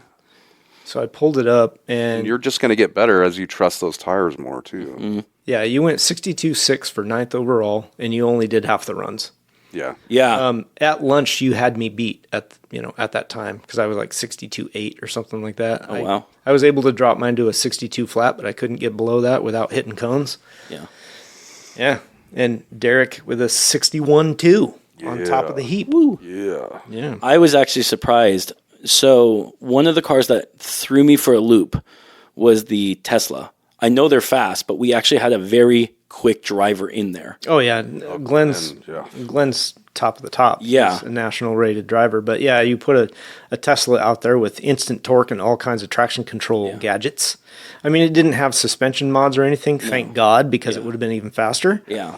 But what was nuts was before lunch, because he was second place, I was actually surprised we had people that were getting to that time. Yeah. Because Teslas in the Autocross are actually in the extreme modified category because of how, even though they're electric, they're just so quick. Yeah. It is very hard for a gas motor to keep up with that. For sure. Well, let's remember he was on street tires too. Yeah, yeah. That guy's, he's a driver. Were they AO52s or REs? I can't remember. I don't remember. Here's the thing. I don't know if you can run it on that because Teslas typically have to have certain tires with it because he had one of those too. Yeah, I think they were AO52s. Okay, that was one question I had because I didn't know if you could put a race tire on it if they can handle the stress of those. For sure. Yeah, but I heard that he has all the suspension goodies and stuff on order, so that car's going to be ridiculous. Yeah, great. Yeah, I know. So, Rob, I got to ask, because we're in the studio right now, and your Corvette lid is on the wall. Yeah. Any plans on that going back, or what? Why were you running without it this weekend? The carbon fiber hood that I had on the black car last season was borrowed from the silver car. Okay, so I put it back on the silver car to run at LS Fest. The silver car is going back to its original owner. So it will be out of my garage. I'm just, separating all the parts and that kind of stuff. So I have a new hood on order. Should have it before the next event. Is it going to be the same one? Similar? What's similar? It's carbon fiber vented, but it's not the same manufacturer. Are you going to go with it bare carbon, or are you going to plan on painting it? No, it's gloss coated. Okay, right on. Yeah, that's exciting. Yeah, it'll look good. I saw one. The same manufacturer that I just purchased, I saw one down at LS Fest, and I was like, oh, I do like that one. That one looks good. It was great to see it in person because you just kind of never know looking online. So, but I saw it in person. I was like, ooh, that looks really good. I'm going to get that one. Carbon fiber hoods can look really good with bare carbon. Yeah. My thing is, and a lot of people don't know this, is Liger's hood is actually a carbon fiber hood. I had that paint match, though, because I feel like it really matches the car better for the lines. The venting in your hood, is that active? Like it is true venting? Yeah, and that was the entire purpose of buying that hood. Yeah, for sure. The original plan was when I was looking for it, because a stock Mustang hood, all the heat on that year specifically, because there's later models had external venting to get them out. Yeah. On the 2005 to 9 that aren't Shelby's, the only way really heat can go in is the very small lip behind where the windshield wipers are. Otherwise, all the heat dumps down below. And the way I drive with it being at high RPM, there's a lot of heat in that engine bay. And I would boil over brakes. I would boil my battery in there. So swapping to that, it sucks because it knocked me out of stock class. That's the main reason that goes that way. But but into cam class. Yeah. But the venting was massive where I'm like, okay, I'm running cooler temperatures. It's, now I'm able to not have to worry about like, okay, what's going to go on the engine bay. Have you upgraded the radiator and fans in that car? No, that's been the big one I've been debating on. So typically when we're running, for example, the endurance event, I've noticed in the past that Liger is typically right as I'm off after the event. She's up in red. However, which is what temp? Do you know? Hot. Oh, okay. So it doesn't give you a number. No. Okay. I will say though, I've realized the last couple of events because we've had the electrical problems. We've talked about this on the show. Yes. That was due to the high temperature relay for the fan kick on melting. So I don't know if she was actually getting proper cooling because of that. Yeah. So valid. this endurance race this year is going to be interesting because I know that's fixed. It's running well. If it's still running a hot temperature, then I know I'm going to upgrade to a better, cooler system. Yeah. If not, then that means at least for what I do with her, that is enough to keep it cool. Yeah. Interesting. Yeah. Okay. How about you guys? Derek, do you run All stock. Stock stuff? Yeah. Stock fan, stock radiator? Yeah. Okay. Huh. Yeah, I went bigger on mine. Did you? Yeah, the stock Z06, the C6, the fans don't go on high until 225 or 235. It's really high. Wow. It's Wow. hot. It's really hot. I don't like it. It kind of, and honestly, they don't cool that good. Mine has, on the Z06, they've got that, I don't know, it's like a ducting thing that sits right in front of the radiator, and your air intake sits over the top of that. Yep. Oh, It's wow. supposed to separate the heat and that kind of stuff, and it just ducts in from underneath the car, basically. It's really not good. Mine is not there anymore. Okay. So, and plus I run some air intakes off the front bumper into where the, I don't know, where the air filter is, but it's also right in front of the radiator. So I'm piping more cool air in there. Sure. And then I run a bigger radiator, dual fans, and I have a separate cooling system so I can dial in where I want it to be. Okay. I just have a little rotary switch that I can dial down to 175 degrees if I want to. Oh, nice. So I have mine set at like 185. It still climbs to 195 to 200 during, use. Yeah. Sure. But in between runs, the thing cools right back down. That's good. Yeah, I mean, I never turn my car off in grid. Really? I've actually found that if I just let it run, it actually cools itself down really well. And if I shut it off, when you turn it back on, it's hotter. Yeah. Yep. So I just let it run. I And do the same thing. burn fuel. I tend to turn Liger off. Even though I have that venting going through, what I've found is the engine still radiating a bunch of heat. Absolutely. And I feel, because we've had braking problems with Liger in the past, and I don't want that fluid anywhere close to hot. If I can keep the hot exhaust from radiating heat into the engine bay, that tends to help out. But you got to think, too, that if the motor's running and the water pump's running, That's the thing. it's throwing cooler, water actually at the cooling it motor down, and cooling yeah. it down. Good point. on that. Whereas when you turn it off, all that It just fluid sits and just radiates. continues to get warmer and warmer. Yeah. So That's why I leave mine running too. It's like, I come in in the summertime, say I come in, it's 199. Yeah. When I come in off of a run, I let it sit there and it instantly starts cooling it back down. Yep. By the time I'm at the next run, it's 185. Yep. I'm totally happy with that. If I just shut it off, it won't cool down like that. Yeah. Yeah. I mean, the only thing we that did to water our moving. cooling system is put a 160-degree thermostat. Oh, I did that as well. That's all paramount. that You have we to do did. that. Okay. So I got to ask you guys, with all the mods you've done to your cars, and this is also for our listeners, other than tires, what SCCA category does your car fall into? Because with the Corvette and Viper Club, we have unlimited category. But if you were to go into any other club, what would it be? What would you be Time only. competing in? Cam S. You would be in Cam S. Yeah. What makes it that way for both of you guys? What specifically drops that instead of say like a stock class or touring class? Oh, I've done too much for suspension work, and I can't be in stock Yeah. anymore. But Cam allows for that kind of thing. Okay. Allows for aero, allows for all of that stuff. The only thing that's really specified is I have to run street tires. Can you still be in Cam class because you're wing? Because I can. believe it is it okay. Because I thought it was only a a tail you're allowed, and 9 inches. No, actually, and I learned that down at Crow's a couple of years ago. There's other cars running Cam S with wing and front arrow, and I was like, sweet. Wow. Okay. Yeah, sign me up. What about you, Derek? Because like for you guys, with the Z06 drivetrain, is that still considered like a stock or a touring car? Like what takes you out of that category? The engine. The engine? Yeah, because you not, swapped engine. Yeah, it's not a stock engine to that vehicle, even though it's a stock Z06, motor that's from a 3-year later vehicle. It's not what came in the car. Okay. So even if we modified it, I think you can get away with a few things, but being that it's not an engine from that car from the factory, I think that pulls me out of that. Out of stock. Yeah. So you'd either have to run race prepared or cam. Yeah, I would. I guess. Okay. I run time only. Yeah, I know. I never run in class except for your group because I always forget to make a new car and whatever. Pop's always in that class. I like to race in the same class as Pop. I can totally fix that for you. Yeah, everybody says that to me too. They're like, Rob can change that. Yeah, I know. Whatever. Yeah. I just go to sign up and I'm like, just in a mad dash because remember a few years ago.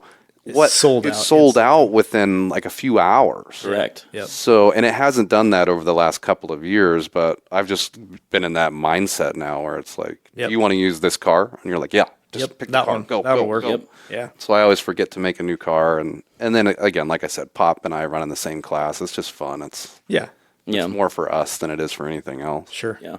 Liger, what takes me out, so I'm in Cam C class, and what takes me out of stock or touring is the hood. That's the only body panel because it's carbon fiber. Even looks like it's not. As well as I believe my Watts linkage because that was not factory. We had Watts linkage on some of Ford's, but not on that one. Those are the two ultimately that take me out. And Cam C is the only one that fits those requirements. And for our listeners, because we keep mentioning CAM stands for Classic American Muscle Series Challenge. Correct. S stands for Sport, and C stands for Complementary. I think. I don't know. Something like that. I don't know that one. Yeah. And then there's Cam T. And the Cam T, which is traditional. There you go. Yeah. And real quick of a rundown. T is for 1993 and older, quote unquote, American muscle cars. S is for, I think it's 99 and up or anything Corvette or Viper related is in there. And then C is from 2000 up with cars weighing minimum of 3,300 pounds. They're muscle American cars. Oh, I didn't realize there was a weight limit on that. On every single class, there's a weight limit. Yeah. S, I believe, is 2,900 pounds. Yeah. And T, I think, is 27 or 5. Okay. Mm-hmm. Nice. Okay. Yeah. I wanted to back up to, we were talking about your car, Grant, Yeah. Liger, braking issues. Yes. What have you found? Is it fixed? Like, there was some serious overheating brake issues last season. Correct. What happened? So from what I found, and because the last event we didn't have anything anymore, and what I attributed that was last year was the first time we've ran Hawk Talon rotors and Hawk pads. This is not a knock on Hawk. I do love their products. Yeah. But the first time running a combo, I figured because you have the rotors with pads combo, you have the best performance ever possible. Man, you'd think so. The Talons being drilled and slotted. Again, I've always been a slotted guy. Drilled, I'm not. You're risking more wear on it. Heat crack. It wears your brake pads out faster. Correct. Yeah. Cheese graters it basically. Yeah. So by running that, what I had found was I took them off to see because we've already replaced in the time we've bled it multiple times. ABS module was replaced. I've changed out the calipers, and again, this is all due to, and this wasn't just this season; it was also previous seasons. Yeah. So going through and fixing it, but last season was really bad. It was. What we had found is that the rotors were actually warped on multiple spots, and I believe that was the huge issue. In fact, I was having because you would have like grip and then no grip. Okay, so you could pedal feel it. Yes. You should be able to if they're warped. Yeah. Now, was that, pedal pulse. Mm-hmm. Was that fronts or rears or both? All. Really? All. Wow. 3 of the rotors were warped for sure. Oh, wow. And especially towards the end of the season, that's where you finally started seeing heat spots and heat rings on them. And I was going to ask, was it heat related? Like you get them over hot? Did you let them? I don't know. Yeah. The hardest part is Liger is a very heavy car. Sure. The one thing I did notice, Hoosiers compared to street tires, was this event I was at, there was way less braking. Because typically on the street tire, I've got to set up the car to get in the corner to actually go through because the tires are going to go, which is either give up speed, adjust the back end, go. Sure. With the Hoosiers, it stuck. I kept going. The main braking spots was the very end, and maybe we had a 5-star turnaround. Yeah. Yeah. Where it just was a tap on the brakes. Right. And then we're talking, with a car that's 4,000 pounds, just going like a Miata. I mean, we had Motul 660 fluid in there that was boiling over at times. Yeah. And that's with not only, massive brakes on Liger, well, massive for the size, 14-inch rotors on Liger, 4-piston Brembos, but also forced brake ducts to keep them cool as much as possible. Yeah. So with this time at ORP and also at Shelton, I wanted to run the experiment because I'm like, hey, we had this problem. We saw they were warped. Let's just try. And luckily I kept them. The old Napa Reactive 1 rotors I have. For those who know, Napa sells different like standard, premium. They do have a line that's not to be offered in the Cala, which is Active 1, Reactive 1, and something else. Okay. And are those a harder compound? They are... I believe they're harder compound. Okay. They're still steel. They are not drilled. They are slotted. Yeah. And they are built for performance. Now, slotted or grooved, there's a difference. Okay. They've got... Slotted goes all the way through. Grooved does not. Grooved then. Okay. Grooved on that one. Yep. And I had just run, because in the past I've run those. I kept the, old set of rotors I had. Yep. Put those back on the car. Immediately all brake problems were solved. We were not getting any spotting on it. We got all the grip back. Yeah. Everything seemed to work. And that was still running the same Talon pads from the previous season. Sure. So it's that it's a lot of time it's trial and error. Yeah. Trying to figure out what works, what doesn't work. Sure. Yeah. And I feel like it's tough in my situation, not just because I'm in a very heavy car. But I'm in a very heavy car that not a lot of people, in my opinion, that push that car to the limit. I think agree. Probably national wide, I've only seen or heard about on forums or on events a few people pushing a Mustang my size. Like they'll push the newer Mustangs or they'll push the older ones. But to have... And that's the 197? Is that correct? Mine's the 197 chassis. Yeah. The newer ones are the 550, which has independent suspension. They're lighter. They've got more horsepower. And then beforehand with the SN95 Fox body, they're way lighter. You can get independent suspension on them. You can put big motors in them. I mean, a Fox body you can make weigh like 2,500 pounds. Yeah. But having, low horsepower in the category, for example, with 4,000 plus pounds, right. The only people I've seen that have run that have been either GT500s of the same era that have been heavily modified, or I've seen my Mustang with the 5.0. No one's ever ran it with the smaller engine competitively to that limit. So it's hard to ask people, hey, what have you been doing in your car? What app's that? Because I have seen a very few of your Mustang come. Right. And not a knock to the other drivers, but no one in those cars are keeping up with the speeds me and Liger put up. And so it's like I can't really ask them like, oh, have you had this problem happen before? Or what's going on? Because it's a whole different realm. Yeah, I'm with you. I have seen other Mustangs of the same era out there, but few and far between. Yeah. And are they competitive? I know of one guy that is, super competitive, but his car is barely a Mustang anymore. Yeah. So... It was actually funny. We had a visitor come to this weekend, Fernando, shout out. And he was telling me that, when he came to the race, literally like a couple weeks ago, he sold the same year Mustang that Liger is. Oh, yeah. He sold it for like $2,000. He's like, this car is shit. It handles like crap. I don't know why I want it, He was telling one of us, that he's like, after he told Derek, as soon as he saw Liger going after the first 3 laps, he was calling his buddy back, asking to buy that car back. Because he was in shock. He's like, how the hell is this car doing that? And then when he found out that was on mostly Ford parts with still the stock engine, he was losing his mind. That's funny. All the way up until it grenaded. And then he went, oh, never mind. I didn't make the right decision.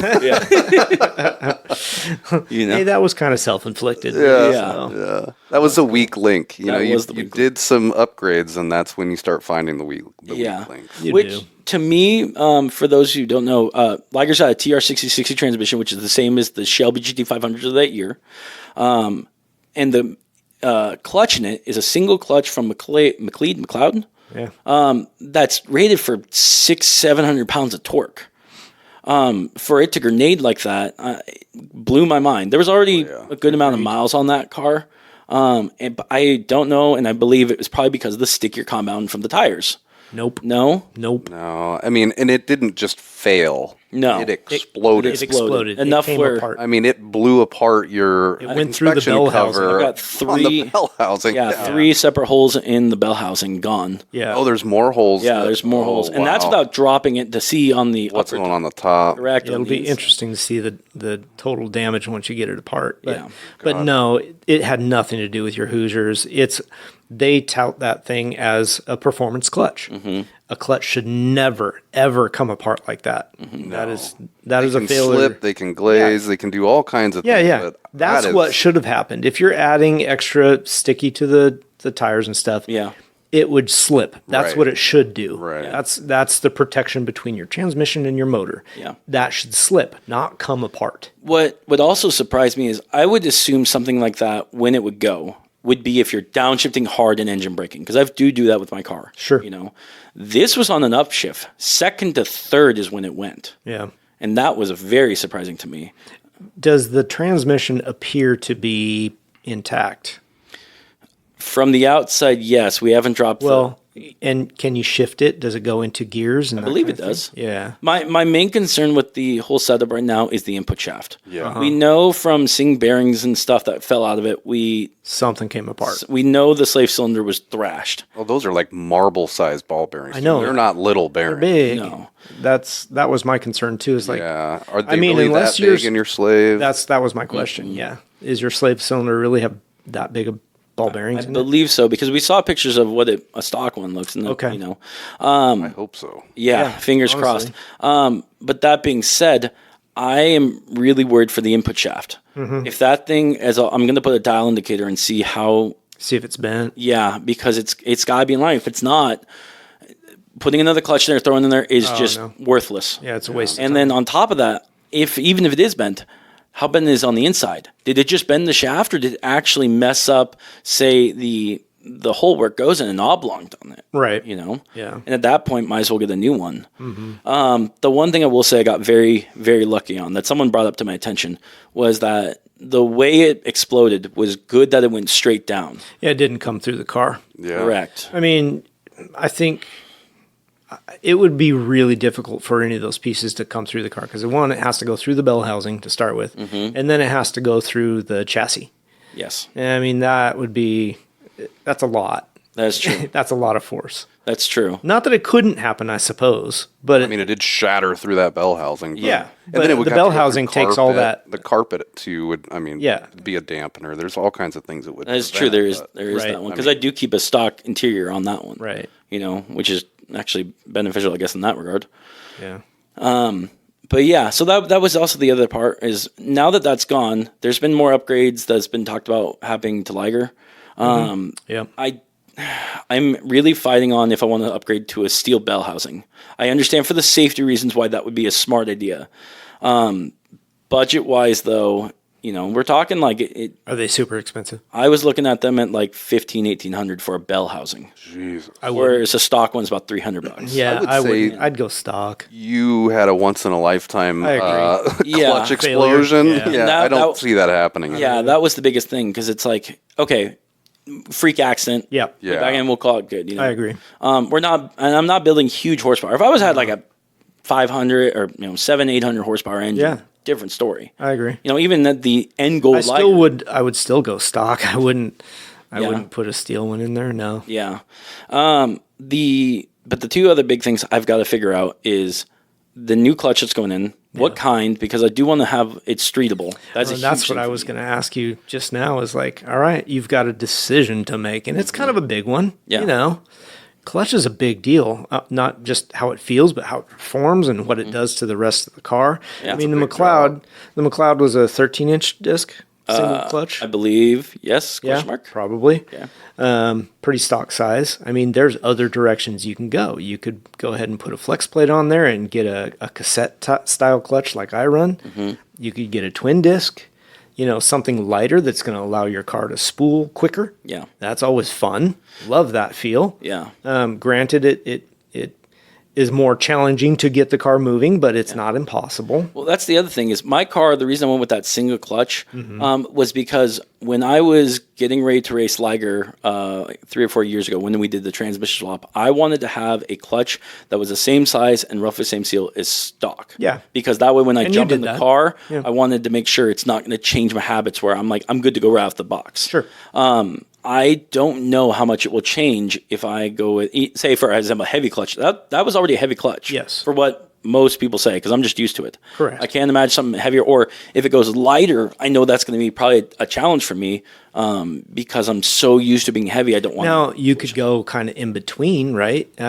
You could still go dual disc if you wanted to, but say you get like I run a 8.5 in the black car, it's 7.25 in the silver car.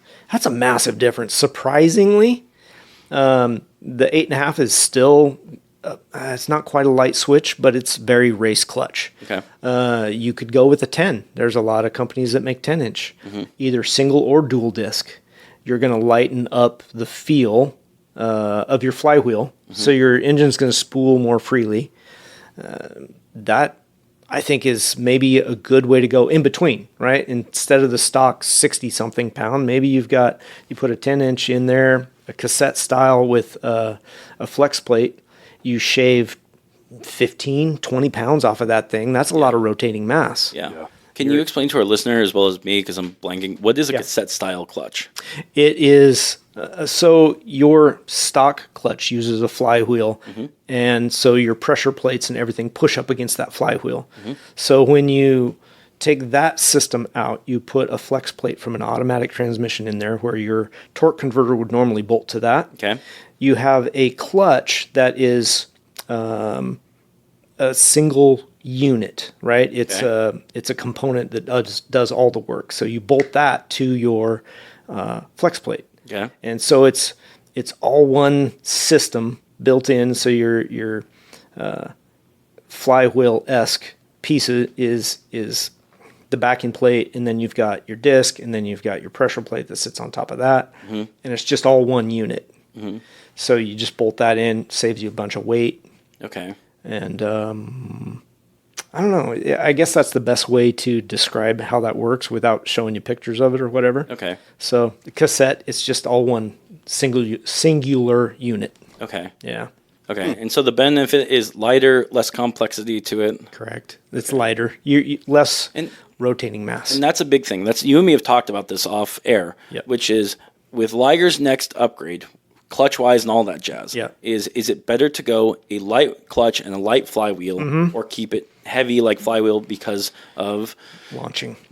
Yeah. I would go with the light. I mean, we went to the light and never looked back. For streetability, because you do like to drive your car on the street a lot, the heavier one would probably make it nicer for that. Well, and that's why I say maybe go with a 10-inch instead of an 8.5, or you don't want 7.25. They're not streetable. Yeah. The 8.5 for me, I can still drive it on the street, but I know the clutch and how it works. It's fine. Yeah. 10.5 or whatever they offer in that range, I think it'd be perfect because it's a really high performance clutch system. You're shaving a bunch of weight, and that's really what you want. Yeah.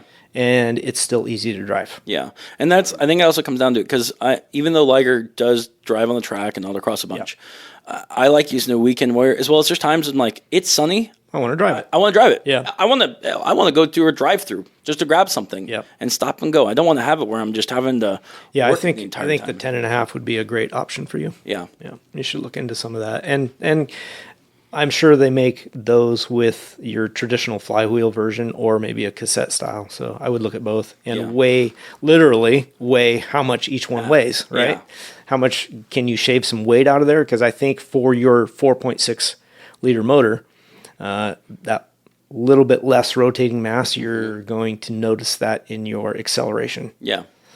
So there also may be one more upgrade I'm debating on Liger as we're doing this, if the clutch and the transmission is coming out. Sure. Which is going to be upgrading the driveline. Okay. So currently Liger runs a 2013 and 14 GT500 drive shaft, which is an odd because Liger's 2007. Ran it because it fits in there. It's still a two-piece. If I'm already going this much into it, I figured we'll get that down. So all rotating mass is all done, good to go. Have it dialed in. How long is your drive shaft in that car? Well, I mean, let's. Good Lord. I did specify in the car, didn't I? I did say that. Well, right? sometimes that grows when you get in the car too. Oh, yeah. All right. I don't know. I feel like 4 feet. No, let's see. All right. 6. It's a good amount. Okay. Yeah. And I know with the stock one, it's a good amount of rotating mass. And it's a two-piece, so you've got a U-joint in there. Correct. Is it possible to get rid of a two-piece and just go to the single? Correct. That's what most people actually do. Okay. And there's Ford less breakable parts. That too. Ford originally did that because it was easier for street ability as well as just quieter and stuff. And again, why Liger's is a GT500 one is because everything on transmission back has been building up to a point where if I want to put power, which I plan on doing it, everything can handle that amount. Sure. Yeah. And we're not talking crazy. We're talking. The goal is at the end. All goal is about 450 at the wheels. Okay. Is what I want to make. Nice. Yeah. And so having say a GT500, which is rated for 650 pounds of torque and back, that'll handle it all day. It means it'll go miles and miles, thousands. So that GT500 drive shaft that you have in there, the two-piece, is it aluminum? Is it carbon? What's it made of? So that one, and actually that actually does remind me. So that one specifically now is a 2011 to 12 driveline because the 13, 14 were carbon fiber. Gotcha. Mine is aluminum. Okay. And rotating mass, how much does it weigh and all that stuff? Yeah, and the original one that was in Liger was a steel one. Oh, so I dropped already weight for that one. Yeah. And now dropping in will be interesting. So having that extra U-joint in there, that's drag as well. You would imagine, yeah. Yeah. So if you can get rid of that, lighten it up. The one thing I don't know if I want to go with is if I upgrade to a single piece. Most people, they put in just a single steel driveline. If it's worth going to the carbon fiber one. I would weigh that on your finances. Yeah. They are light. The silver car has a carbon fiber, and it makes a difference. Yeah. That little bit less rotating mass, right? Yeah. It does make a difference. Does it make a difference like a driveline that's lighter? Does it make a difference like a flywheel and clutch make a difference? Not as big as that. Okay. But if you're going from steel, so if you got a 4 foot long drive shaft made of steel, that thing's got to weigh 60 pounds, right? Sure. Yeah. Yep. Easy. Yeah. You swap that into a carbon fiber one that probably weighs 20. Yeah. If that. That's big. Yeah. That's a lot. Yeah. Now it spins in a tighter circle. Obviously, the center of gravity, center of inertia, I guess is what it's called. Sure. Yeah. The bigger that is, the more it affects your motor. And so a driveline spins in a tighter circle, but you still have all that weight that you got to get moving. Yeah. So, if you lighten that up, absolutely going to make a difference. Yeah. Yeah. But I don't know how much they cost either. I'd kind of like to look into that for my car too. I feel like with Liger, if I remember correctly, a decent single piece steel one or aluminum is about $800 or $900. Okay. The carbon fiber ones, if I remember correctly, are about $1,500 to $1,600. That's not. It's not that much, but that's why I'm like, is it worth? It doubles the price. Yeah. But I would then look at the specs on it and say, all right, how much is the aluminum one? Yeah. How much? Well, actually, steel. How much does it weigh? How much am I losing by using aluminum? Yeah. And then also with the carbon fiber, and then if it's considerable, I would consider. I would think about it for sure. There's also one other safety thing I want to throw in Liger that I had in the past because of the transmission, the older transmission. Yeah. This one doesn't have. I do want to put in a driveline safety loop. Yeah. For those of our listeners who don't know, a driveline safety loop is for theirs. If your driveline breaks at all, it catches it so it doesn't flop and destroy the underneath of your car or the track underneath. Right. Or catch on the street or whatever. Catapult you or come through the floor. Yeah. All those things. Yeah. Yep. I mean, essentially it becomes a giant blender. Yeah. So like it depends on if it's, which part's flopping, the one on the motor side or the one on the no doubt diff side or But yeah, for a couple $100, that was one thing I didn't put in again because last time we did this was due to time restrictions. This time I'm like, safety first. Let's put that in there. Okay. Yeah. One last thing I'm curious about in that driveline because I haven't seen it in that car. Like a 2-piece sounds to me like it's probably not a straight line. It has some kind of slight bend into it. Correct. So if you go single piece, is that going to impede any kind of clearances or anything under the vehicle? I don't know. I don't think so. I mean, they make it for it, so it can't be that bad. Or affect the pinion angle on the rear end. Right. Yeah. But that can be adjusted. Right. Yeah. I don't know. I would assume that should be the correct angle because thousands of people buy these. Yeah, I'm thinking it's not that big a deal, but I was just kind of curious, like if there's any cover plates that need to be removed, if it's going to be a little lower under the car so your clearance is a little less. Yeah. Not that matters that much, but I was just curious. Yeah. It'll still be higher than your diff. Yeah. So it won't be a new low point. No. But yeah, you make a valid point. Yeah. If I could ask you guys one more opinion on Liger, and I'll ask even our listeners this one. So one thing running this weekend, especially running the Hoosiers, so I've got a 15 adjustable in dampening and softening for the suspension. Okay. On that. When I'm on, Quick question on that. Yeah. So when you say adjustable, is it rebound or compression? Both. You have both. I think, because you can twist it one way or the other. Well, isn't that? One way or the other means you're going harder or softer, but Yes. is it on the compression or the rebound side? Oh, okay. Most popular, if you only have one adjustment, most popular would be compression. Let's just say that then. Okay. So I'm running if I'm on the street, I'm running 6 positive in the front and on the rear 4. Okay. When I am on the track, I am running a 14 up front and 12 in the rear. Okay. Talking to some of our friends at the track, they were recommending that because I'm running so high on that one, that my spring rates need to go up, because that way it's soft, make it so I have to run them as stiff in terms of that. But that if I do that, I know it's going to affect the streetability of the car. Yeah, it'll be harsher. Yes. Honestly, I think you need to drive it more before you make that change because of the differences that you've put into the car right now. Yeah. With the Hoosiers and that kind of stuff. Just from the runs I saw this weekend, I wouldn't friggin' touch it. No. It looked amazing. Yeah. So whatever you got going, I think feels really good. And that's a little bit of seat of the pants for you. Like, how do you feel in the car? Is it balanced for how you like to drive it? That's a personal opinion is huge on that, right?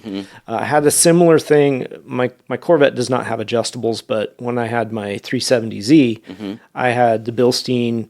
It had both compression and rebound adjusters, and I ended up, when I finally got it tuned to what I liked, it was balanced front and rear. I was running like 8 clicks front, 8 clicks rear, and it was perfect. It was perfectly balanced for the way I like to drive it. Maybe somebody else wouldn't like that. You can't really know. Sure.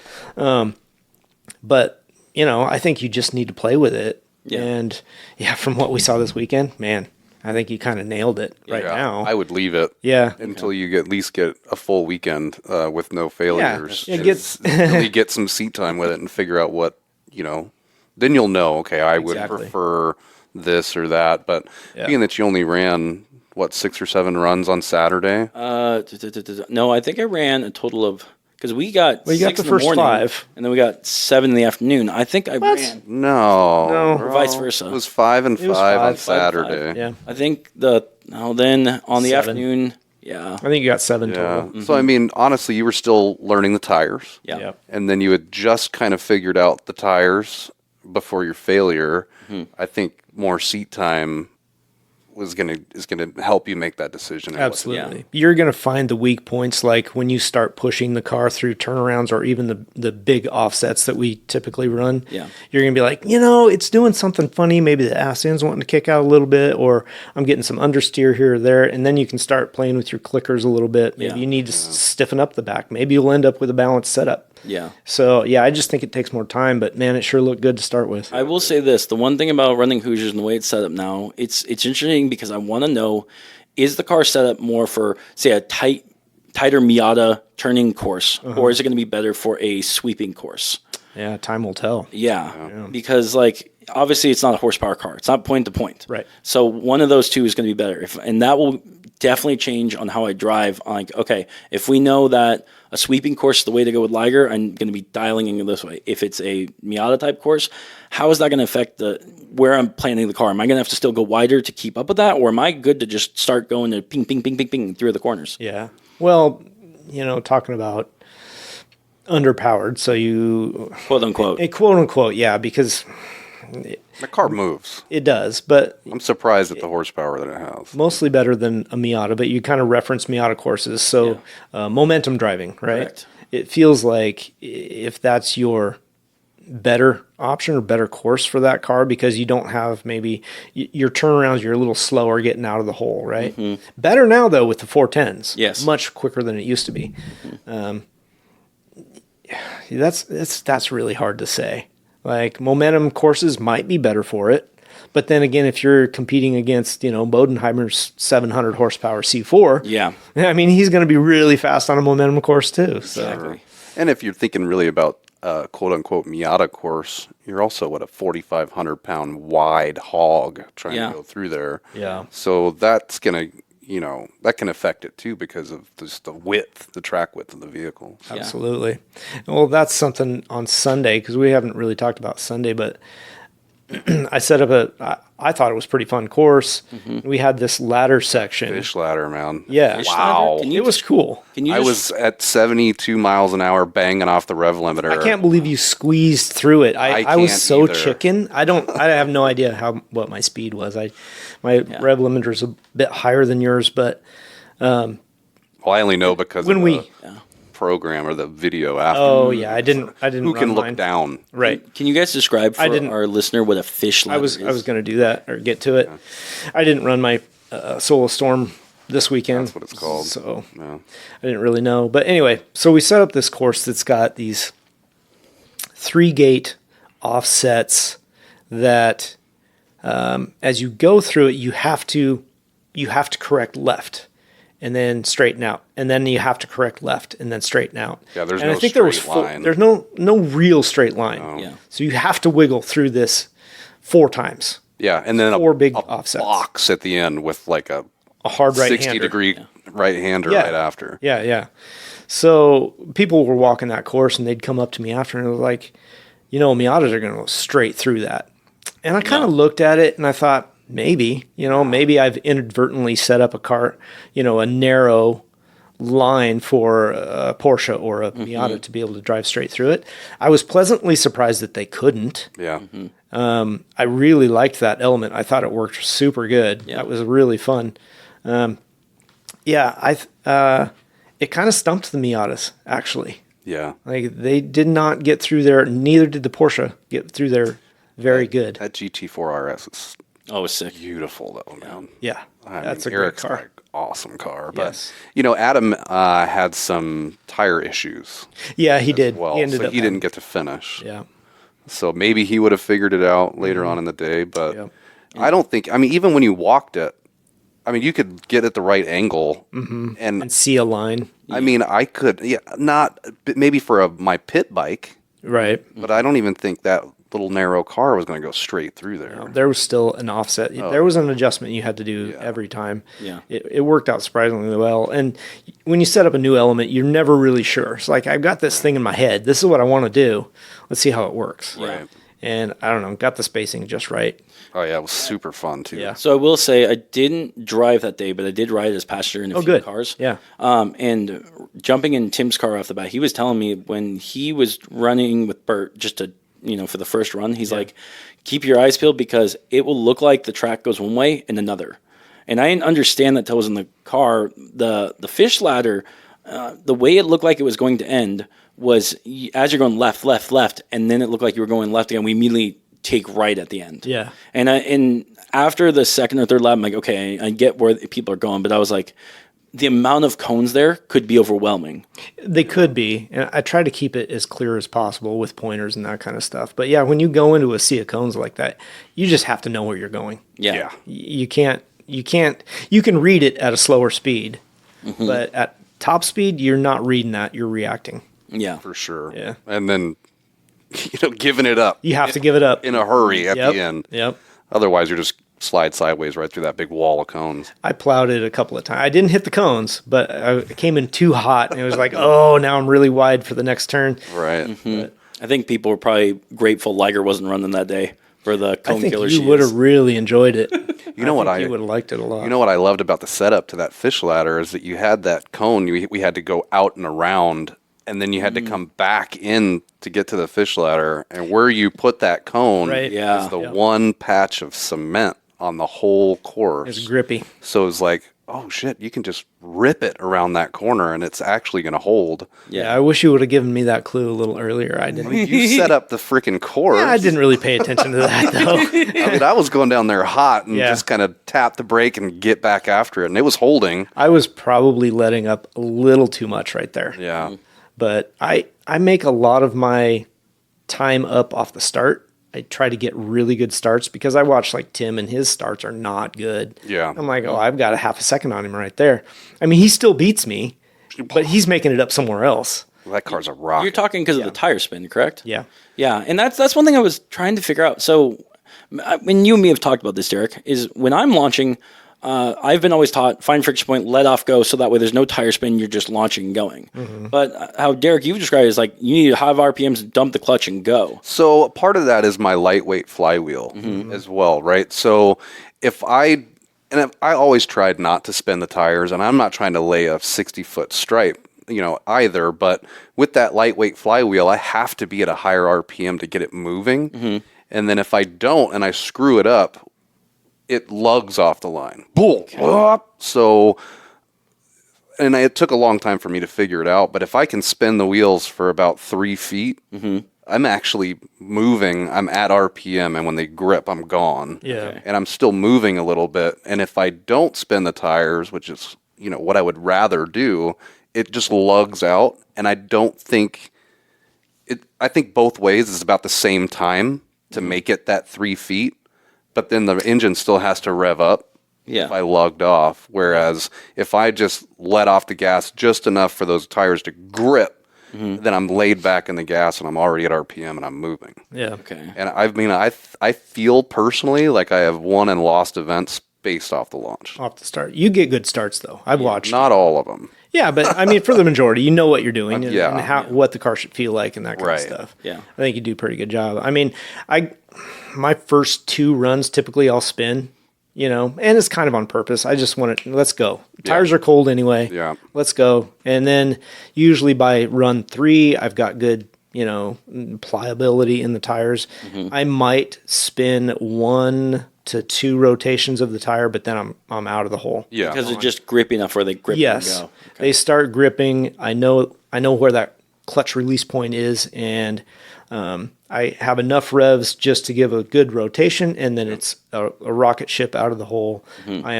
My foot is flat to the floor in first, and which is dangerous because that car will spin. Oh yeah, mine too. Yeah. But then jam the second and foot flat to the floor again. Yeah. That Saturday, I totally forgot, had that weird 90-degree turn right off the start. Yeah. And I was watching so many people, and I mean, I was guilty of it too, like the first couple of runs. I'm revving that engine up trying to, get a launch, but it's like, why? Yeah. Literally, not going anywhere. You're just going to break the lights, make a 90-degree turn to the left, and then you're to the floor for what, I don't know, a couple hundred feet till we got to that slalom. It was a good distance. It was a long way. Yep. So it's just floor, shift to second, floor. Anybody else hit that blue cone right out of the start? I did not. Pop hit it. I did it. You did it. Yep. I don't think I did. I think a third which person is surprising because normally there's a lot of times like we'll hit the starter cone. Yeah. Yeah, I just cut that. I wanted to shortcut it, basically. I wanted to get out of that 90 degree as quickly as possible. I just cut it too sharp. And I was lining up all the way to the right side, right close to that right side cone, and had it been a straight shot, I'd have taken out that cone with my rear tire every time. But I just kind of lugged it, whoop, And as soon as you break the lights, and I was about maybe 45 degrees into the turn, I'd floor it. Yeah. I've just got to say about Saturday, especially with that beginning. So, on topic, off topic. One of the things that I thought was interesting that I set up for me personally, which we talked about, is the music. Of course. I know. The one thing was there was a song stuck in my head, and normally I never play the same song back to back. This one I played like 4 or 5 times a day because of the way it was set up. That must have worked for you. It did, because the way I also timed it was the song is very mellow with a good like beat, but as soon as it hits a certain point, it changes to a big bassy takeoff song where it feels with adrenaline.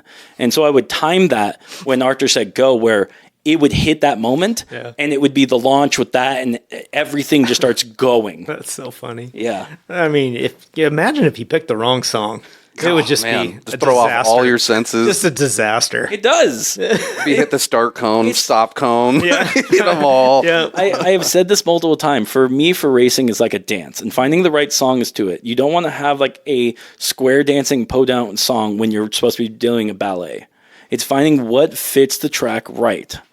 I look at it too much effort, honestly, as the more senses I'm utilizing to feel, hear, smell what's going on with the car itself, I can anticipate what it's going to do. Yep. And all that other background noise gets in the way. Yeah, I don't need that. Like, I don't want that. I love driving down the freeway, just cranking the tunes and having a great time. Sure. But when I'm looking for the edge at all times, I need every sense I've got to try and make that reaction time as quickly as possible and anticipate what's going to happen. Yep.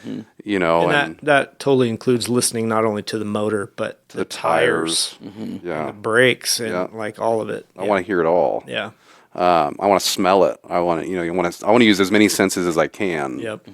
Sight, sound, smell, feel. I also understand Grant, he's trying to focus his brain because his brain works on a different wavelength than most of the rest of us. Like, and for him, it's medication. Yeah. Yeah, really. For him, that is like, okay, he's got this to block out everything else. That the music is blocking out the other distractions. Right. So that then he can drive. Yeah. Yeah. And so I totally get that for you. We still think it's funny. Yeah. Yeah. It's funny, but a lot of people say it's entertaining from the outside. It is entertaining as well. You're working a station and you just hear him, there he goes.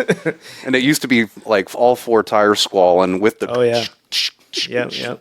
Yeah. Hitting a bunch of cones. Oh, yeah. Mm-hmm. See, I kind of miss that, Grant, too. Where's my 7 cones, man?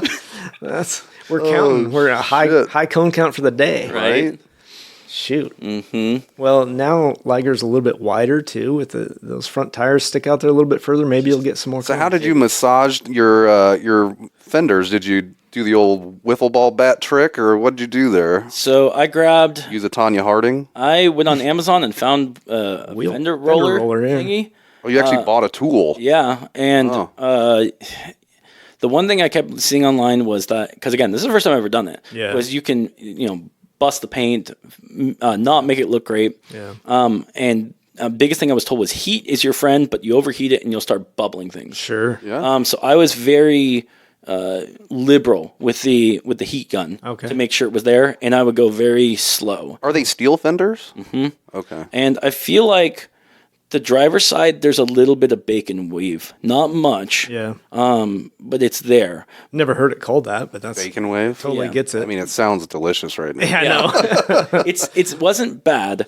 But the passenger side, I think that was the second one I did, and I think I did that one really well. Yeah. Again, practice. each one was. I mean, people were saying online it only takes about 45 minutes. I took, I think, like 2 or 3 hours. Yeah. I was like, this has got to look Cautious. good. This has got to be good, because the other big thing, not only just from looking wise, I want to make sure it was done enough where I'm going to have these tires underneath, because last thing I want to spend this much money on tires, have it all set up, and then have it where the tires are now getting rubbed off. Right. That's your tire. Yeah. You don't want that. And I think the other big thing that attributes it is, the sway bar setup, like we said, that it's set up to 300% stiffness, because they're sticking out a little bit. Yep. And most people, for the coilovers I have, it's not for the tire manufacturer or the wheel manufacturer that I have. They haven't tested with petters before. And with similar setup ones, they recommend a 3/4 inch spacer instead of an inch spacer. Oh, yeah. Mm-hmm. But running a 3/4 on there, I found that the tires you could barely fit a finger in there. And I'm like, if there's any wiggle in those tires, sidewalls going, you're going to start rubbing against that coilover. And I'm like, that's going to thrash them.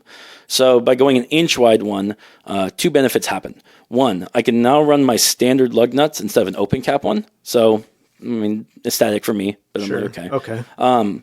The second biggest one was that gave me then about a 1/4 inch extra spacing on it, so I could fit my fingers in there. Yeah. And with the way the wheels were going, they were not rotating enough where they can hit the coilovers then. Gotcha. So even though it sticks out a little bit, and it's not much, because the car is set up so stiff now, it's not enough where if you're in a corner, it's gonna hit those tires, which is a huge thing. Yeah. You know? Yep.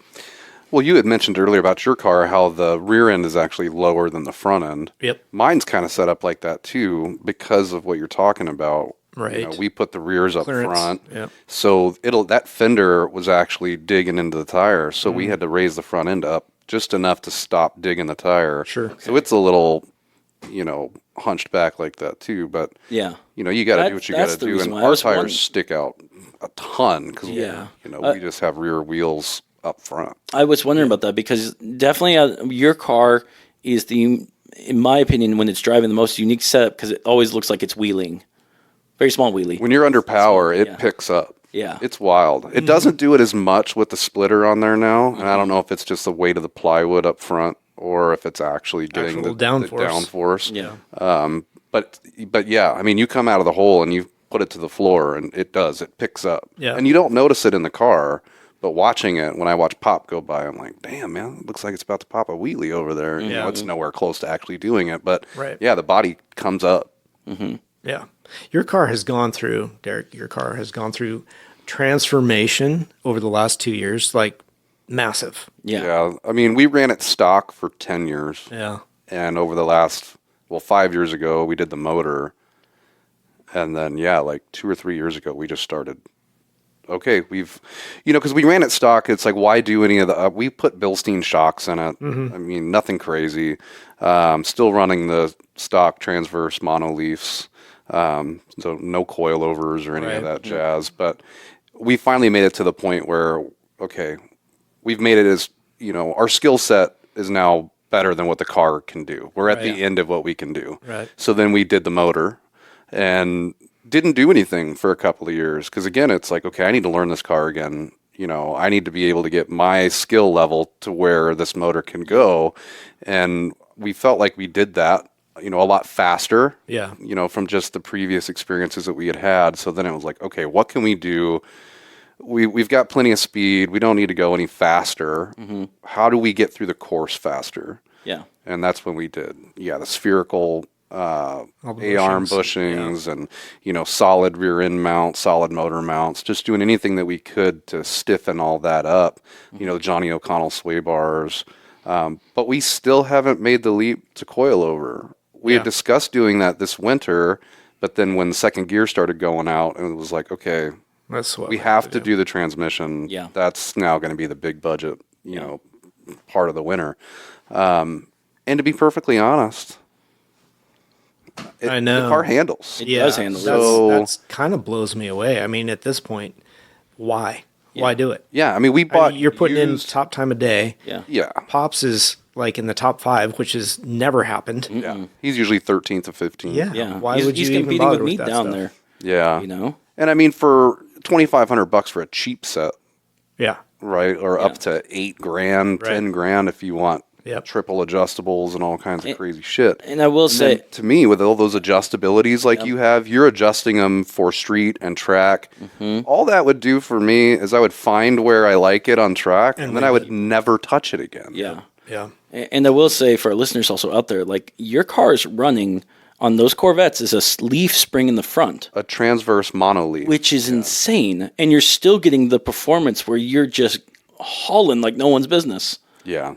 And that car had the Z51 handling package. Yeah. Which ended up becoming what the Z06 suspension package would be come 2002 or 2001. I can't remember what year they started the Z06. But so it's always kind of had that. And all we did was bought used Bilstein shocks. Yeah. Mm-hmm. No number on it. I have no idea. We did that like year 2 and just threw them in there and went. Ever had them rebuilt? No. Yeah. I can't remember that guy's name now. It's gonna drive me crazy. But he used to race with us, and he had a C5. I believe it was a black car, and he pulled some Bilsteins off of his, and we bought them. No, it wasn't Randy. Oh. Alex? No. Yeah. Anyway, so we pulled our shocks off, and we just kind of pushed them on the ground and see how they rebounded, and then we took the ones we got from him and pushed them down, and was like, I think we replaced one of the ones that we had on the car with one of his because it was a little better. Yeah. And I mean, that's it. Yeah. Yeah. Interesting. So that's funny. Well, that's one thing we talk about on the show a bunch is run what you got. Don't start upgrading like crazy. Agreed. Yeah. I mean, you could spend run what you got until you really know what you want. Yeah. Right. I mean, learn what you have. Right. Take it out, drive it. It could be better here, could be better there. This is what I want to do. But like master that first. Exactly. And then from there, when you have outdone what the car can do, upgrade from there. Or if you know the car should be able to do something better and you just can't adjust it to get it there, then maybe you need to change something. But I do agree. I mean, even for me, I don't drive the car to the limits by any means, but I know what I want it to do, and I know it can do it. How do I get it there? You don't drive your car to the limit? Well, no wonder you're not up there. Yeah, for sure, right? Yeah. Now, there's a lot of people faster than I am.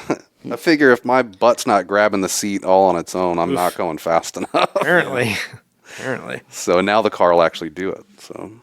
Well, that's a good way to go. Okay. I think that is the end of episode 56. Yes. Wow. That's pretty cool. Good episode. If by chance any of the listeners are still there and you want information about what to do to your Mustang, reach out to Grant. Either that, or I want to extend this. If you have a build out there that you're wondering what you should do to make it to your goal and you're not sure the direction to take, email us, message us, do whatever. We would love to help you figure out what kind of options you could do to your car. We can give you opinions. Do not take us as professionals. Okay, good point on that one. Yeah. But I have lots of opinions. Yeah, lots of opinions. Yeah. And, some of them are good. Some of them may not fit your needs. Yeah. And that's fine, too. We don't care. But, yeah, absolutely. Reach out, untitledcarproject@gmail.com. Hit us on Messenger. I'll let you know how you can get a hold of Grant. He can talk your ear off about Mustangs. Yay. If you have a Mustang, let us know what you're building. I'd kind of like to know that. Yay. Stay away from crowds. Telephone poles. Yeah, for sure. Yeah. Hit follow on the podcast. Hit follow on Facebook and Instagram, and maybe once in a while Grant will post something. Yeah. Oh, yes. You should go onto our Facebook or Instagram and look at the reels, because there's one of Grant racing at ORP and going on an off-road excursion. Yes. It's a great little video. It was fun. I expected to see dirt coming out of the car last week. There was a lot of dirt. Apparently, we're still collecting videos, but there is all sorts of angles from when that happened. Is there? Yeah. We have external views. We have people from the distance. So I'm trying to get them all together and make a compilation. Oh, that'd be cool. Yeah. Right on. All right, gentlemen, thank you for your time. Thank you. Until next time.